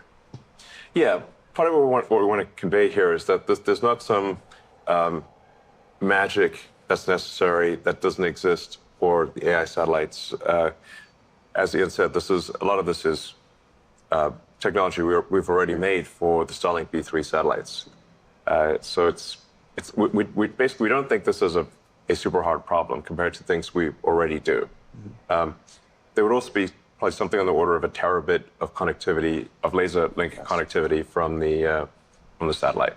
The 150 kilowatt peak power level roughly matches what, say, an NVIDIA GB300 rack would do. So if you've got a GB300 with 72 GPUs, its peak power, I think, is around 140 kilowatts. But it's almost impossible to get it to be at that peak power. A more reasonable operating envelope would be around 120 kilowatts average power. But it can peak up to 150. So it's basically, think of it as a rack of compute in space. And then you can connect these racks of compute to either each other via the laser links or directly to the Starlink constellation. Yes. So you can close the link with the Starlink constellation, and then Starlink can then send that data to the ground using the existing Ka and Ku antennas on the vehicle. It also has laser links to the ground as well. So, and this would not be at a particularly high latency. We're talking about maybe being around 600 to 800 kilometers above the Earth, and light travels 300 kilometers per millisecond. So that's it's about 3 milliseconds away, basically. It's not very far. Won't worry about that too much then. It's not. Sometimes people worry, think there's going to be some like high latency. I'm like, no. Speed of light moves pretty fast. Light moves pretty fast. It's a tall one. Yeah. I think the cool thing also is the radiators themselves are about the same size as the existing solar arrays for the V3 vehicle. Kind of in that realm where we're flying today. Yeah. So I mean, they got about a 70-meter wingspan. So these are fairly large. We're talking about building a lot of them and putting them up there. But you like to say, like, space is in the name. Like there's a lot of space up there. And so even when you're talking thousands or even up to 1 million satellites, you got plenty of room to move around up there. Yeah, space is really big. So it's not like space is going to get crowded. Space is enormous. Like if you zoom in close to the satellite, it looks big, but if you actually look at it relative to the Earth, these satellites are so tiny you can't even see them. So they're very, very tiny compared to Earth. And I mean, we have about 10,000 Starlinks in orbit right now. Yeah. We've got a pretty good idea of how to operate just really large constellations and do it safely now, right? We are the only operator that has any experience to that scale. It's a great thing that we have this background, so we know how tightly we can pack the satellites and fly them safely. That's a number one goal when we look at the constellation. We're going to be building a lot of satellites, and we're going to be building them here in Bastrop, right? So we've got this, which so we're in that building kind of in the middle, which we're sitting in that building right now. This is my first time here. The building is massive. Like you come around the corner, you see it through the trees, and you're like, oh wow. But we're about to kind of put this building to shame, aren't we? Yes, we're going to. In fact, we already have the solar manufacturing facility it's under construction already, and then we will be building out the AI sat production building soon. And yeah, so we expect to have the AI sat production, the solar production, and all of that operating at some reasonable volume by the end of next year. So if anybody wants to work on AI satellites, this is kind of going to become the hub of that. We're also, so I mean, like right behind us, the machines are humming. We're still making all of our user terminals for Starlink here. Yeah. That's not going anywhere. In fact, we're turning on new production lines for new units, right? Yes. In fact, these are the new Starlink terminals, which we made in much higher volume than the current terminals.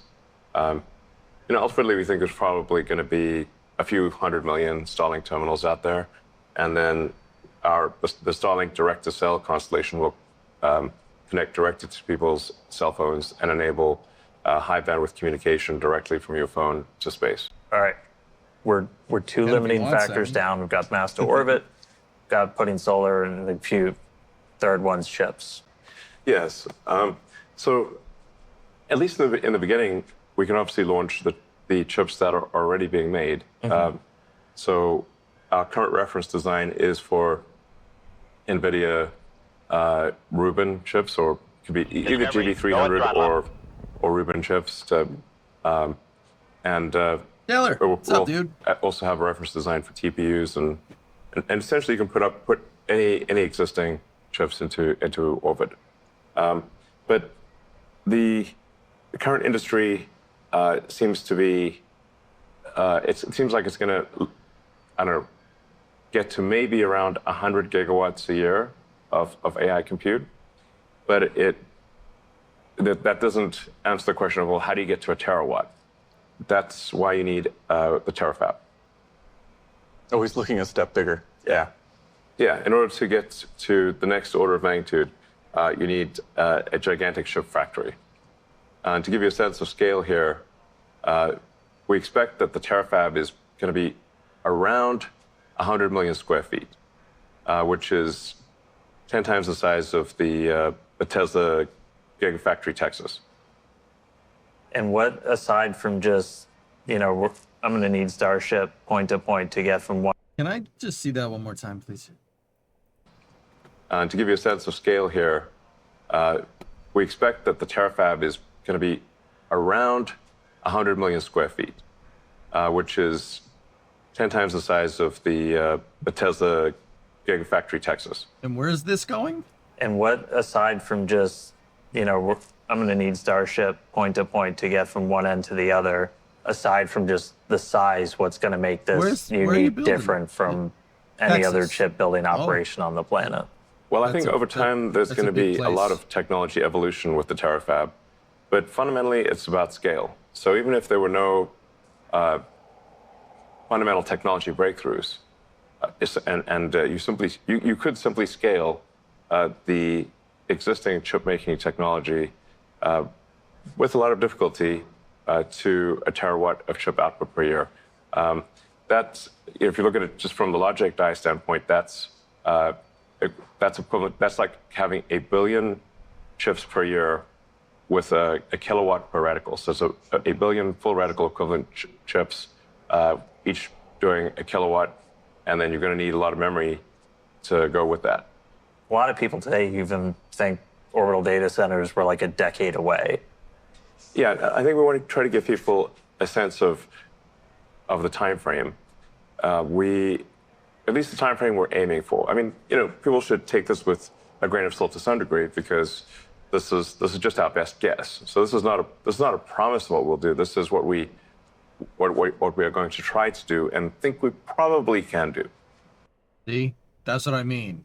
He always sets the goal high. He's been doing this for years. Been following SpaceX since 2013, man. Dude, he always does this. He always sets the goal high. And dude, so say you want to do 100% of this goal, right? Even if you achieve 50% of that, 50% is still 49% better than everybody else. You know what I mean? Like that's what he does. This is the point that I was trying to make. which is to get to roughly an annualized rate of a gigawatt per year by the end of next year in terms of space AI compute. And then aspirationally, scale that by an order of magnitude per year. So in 2.5 years, hitting an annualized rate of 10 gigawatts a year to space. In 3.5 years, maybe 100 gigawatts. And then depending upon what progress there is in chip making in the rest of the world and with the terafab, going beyond that to scale to a terawatt per year, which is 1,000 gigawatts. Right. Which is, that's twice the current electricity consumption of the United States. No. I think there will be an appetite for that, but we'll see. It's a lot of satellites. Dude, even if you, like I said, even if the AI thing doesn't work, dude, you still have data centers in space, man.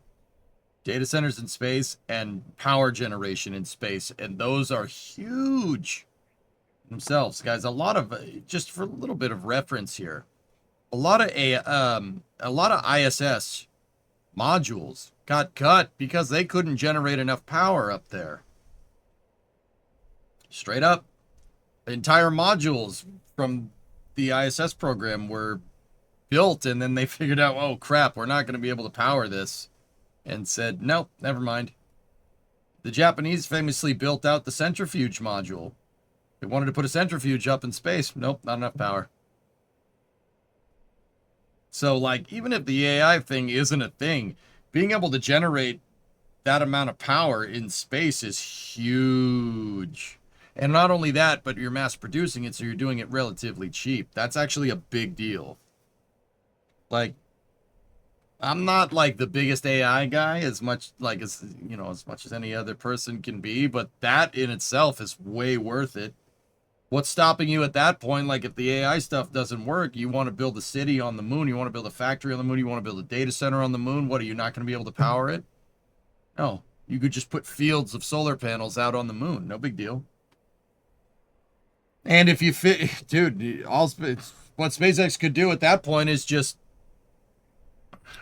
you can figure out microwave transmission and just beam the power back to Earth.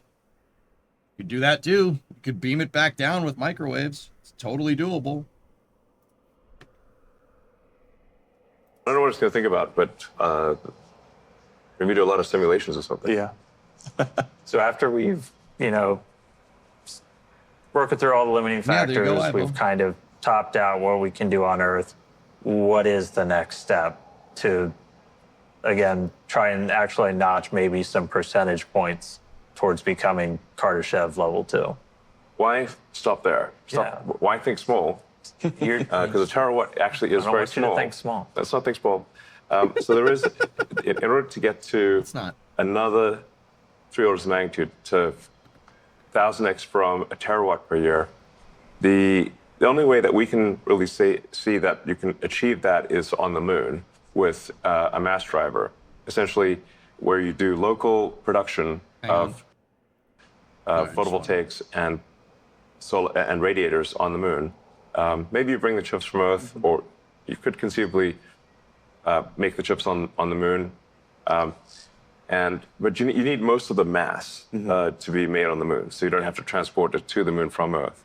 And then because the moon has no atmosphere and only 1/6 Earth's gravity, you can accelerate the AI satellites into deep space without a rocket. So you can basically shoot them into space using an electromagnetic gun, like a rail gun type. I mean, it's basically a linear electric motor is a way to think about it. I think we can show people.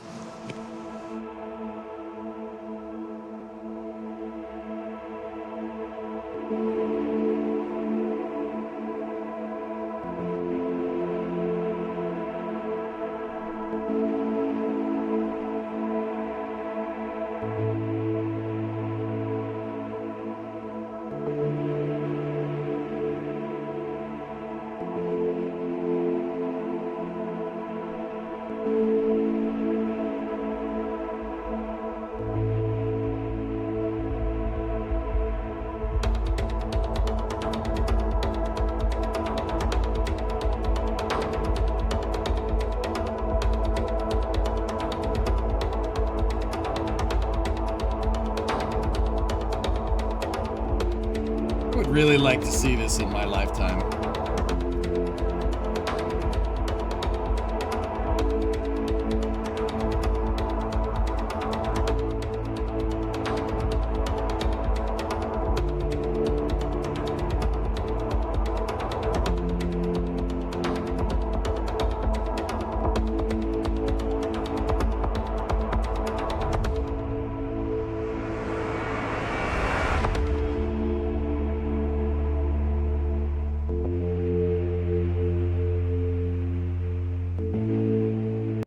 Orbital velocity around the moon in low lunar is, what is it, guys? About 1,600 meters a second.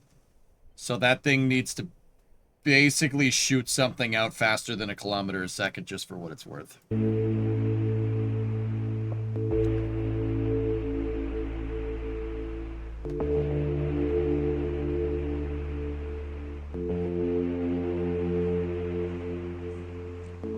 You know, Isabel, you said that's reminding you of trains. If you're making a linear accelerator like that could shoot stuff off to that speed, SpaceX could make trains. They could make trains on the moon. I don't know why you'd need trains on the moon, but whatever.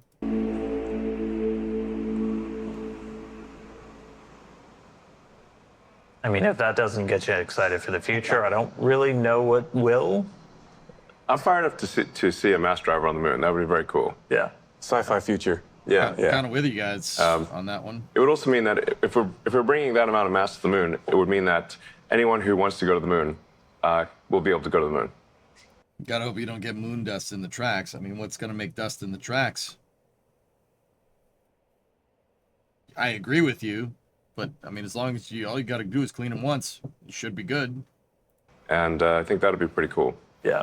I'm gonna be jumping first in line to get up there. Yeah, I mean, everyone should go to the moon at least once, I think. Yeah. Just once. Yeah. You can move there if you want. You can go live on the moon. We'll see. Thanks, guys, for chatting with me for Who wrote the moon rules #1 on my car? a little bit. All right. Excited to see a whole new kind of satellite, a whole bunch more Starship launches, more chips, more solar, more everything. It's a big future, but I'm excited to see everybody at this company go out and build. All right, sounds good. It's exciting. Great. Thanks, guys. Yeah, it's about 2,000 meters a second for the moon. Yeah. So, okay. Just that thing needs to accelerate to 2 kilometers a second. Satellites roughly 2 kilometers a second, and then the satellite's thrusters should be able to take over from there. But if you did need to clean the tracks, you could use a special car that scrubs the tracks. Yeah.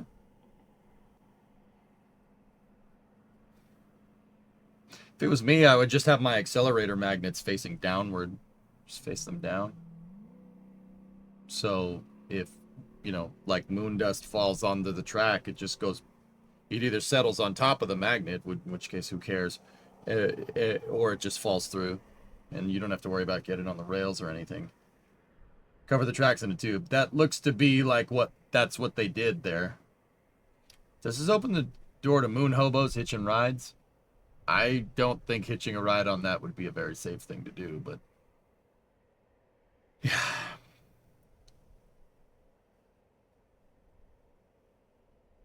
Imagine you go from working on old cars to working on old moon rovers. I would like to retire on the moon. That'd be pretty sick, or at least take a vacation there. That'd be pretty awesome.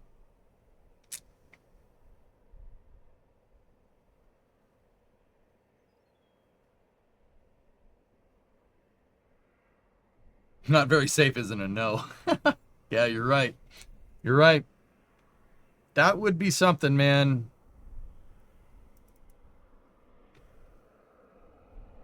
$1.6G would be very nice on the joints, man. Be really nice, really easy. Moon would make a great retirement home.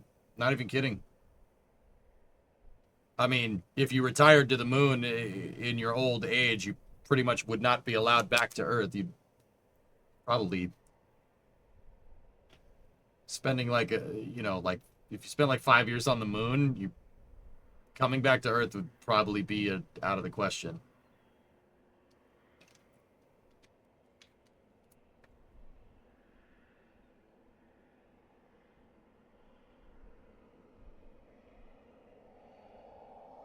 Yeah, and capping, me too, man, me too. Get those seniors making chips on the moon. Imagine how beautiful it would be to look up and see lights on the far side of the moon. Knowing humans made it, I mean, I'm not gonna not be, yeah, no, I'm gonna be pretty good with that. That's fine with me.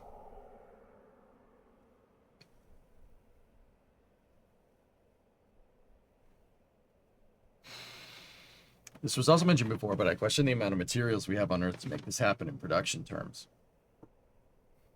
Well, they're gonna vertically integrate, dude, so, yeah, I don't know. See, there are hopes for a Hubble repair mission. We'll see how this next Pegasus launch goes, one man. But anyway, guys, we're getting up past 8 o'clock here, so I hope that's going to do it for Space News. I hope you guys enjoyed it. Yeah, that video at the end was pretty cool. I think that's all I got for you. So we looked at Titan 1 silos, talked about New Glenn stuff, talked about Starship, and how SpaceX is trying to achieve a scale that I just quite frankly can't put together correctly in my mind, which is bananas.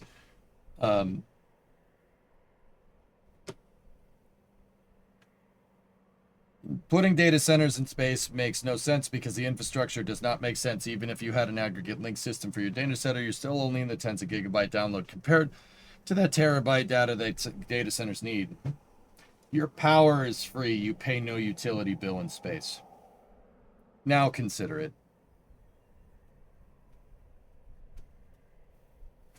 Check DMs.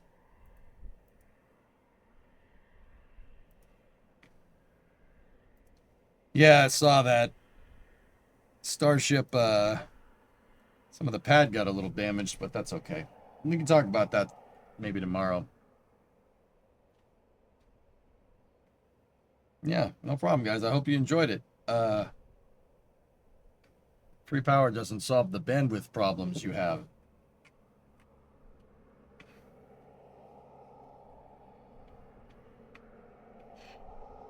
All right, let me ask you a question. Do you think SpaceX would even bother doing this if that bandwidth problem that you just said existed? I want you to think about that one. Really think about it. Do you think they would even bother? If they somehow see some type of bottleneck that you see that they don't see, do you think they would still do it?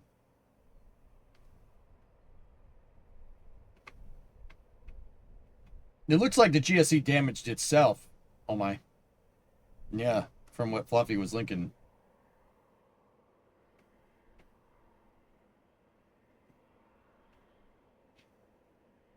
I mean, something to think about.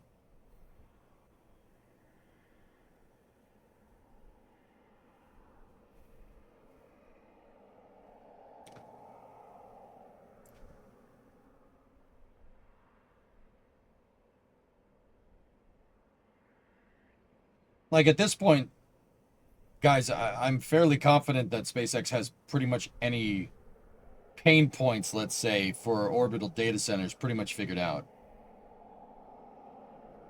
To be honest, right now, they will do everything to pump the numbers for the IPO. Dude, somebody was telling me over in YouTube chat, Deadbringer, like if they do good with that IPO, they could raise $75 billion in capital. $75 billion, dude. If you think about that from just a spaceflight perspective, $75 billion is more than enough to make a fully reusable vehicle. That's more than enough. That's like, dude, you could brute force. You could get, for 75B, Billies like that, you could get the shuttle program running pretty damn good. Like, and probably have about, I don't know, $65 billion left over. I'm serious, like that, you could get the space shuttle operating, like, I'm talking squadrons of freaking orbiters.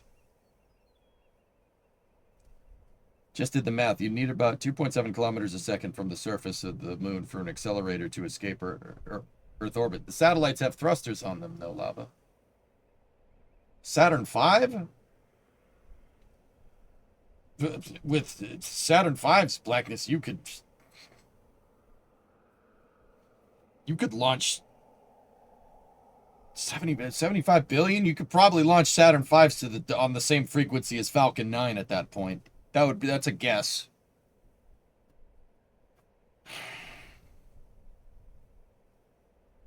DH, we'll talk about that for Space News tomorrow. But yeah, dudes, that's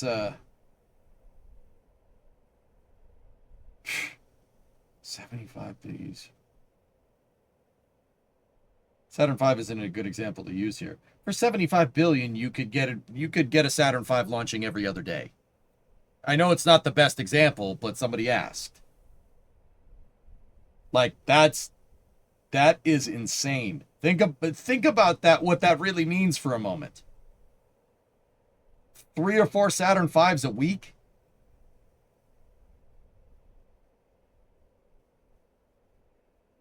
That's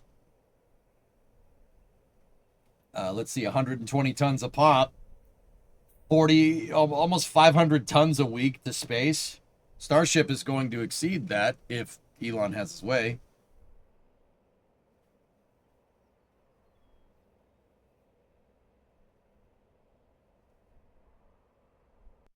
That is an ungodly amount of cash. Most of the 75 billion meant for chip manufacturing. Yeah, Rocco, that's why when I started saying this, I was speaking strictly from like a spaceflight perspective. I don't know about chip manufacturing. I don't know nothing about that. The point that I'm trying to make is 75 billion is more than enough to make Starship fully reusable. Like, that's way more than enough. That's actually that's over budgeting, which makes sense because, like you said, most of it is going towards chip manufacturing, right? Like, that makes perfect sense.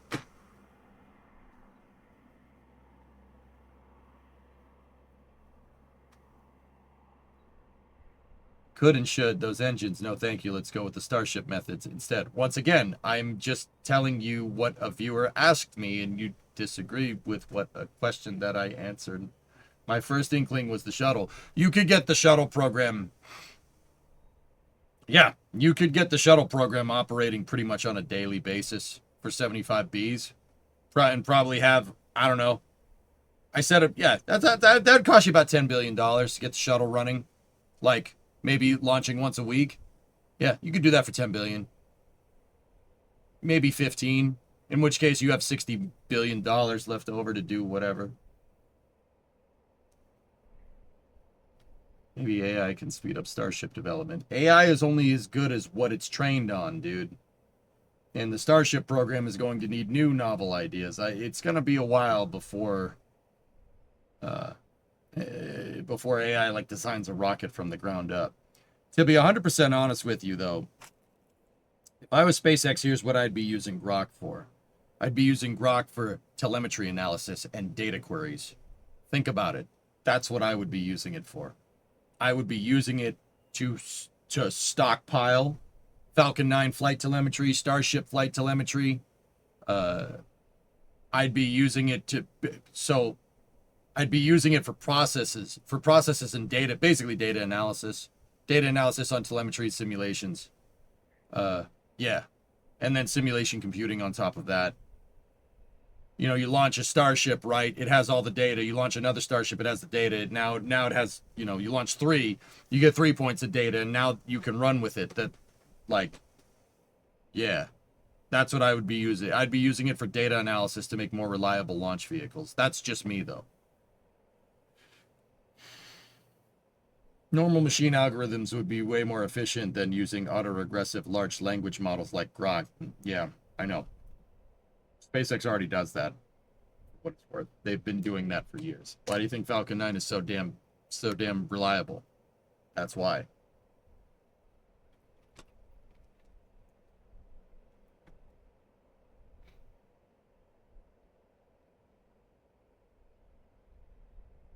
Yeah, I would be using it to query data and stuff, like basically organize telemetry information and stuff like that.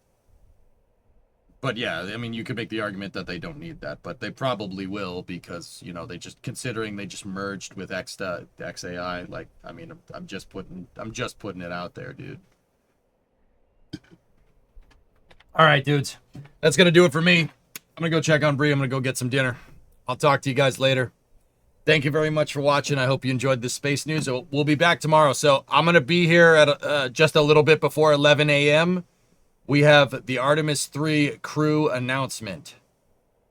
So we'll do like a space news segment at the beginning of the day tomorrow. And then, I don't know, maybe finish working on the car, on that rocker panel, figure out that thing, and then maybe do a later night space news or something. Anyway, thank you very much for watching, dudes. Then maybe BF6. I don't know. It depends. Well, let me talk to Bree. We'll see what's up. So I hope you guys enjoyed it. Thank you very much for watching, everybody. I'll see you guys tomorrow at 11 Eastern. Artemis 3 crew announcement tomorrow. Let's go. Thank you very much for watching, and have a good night.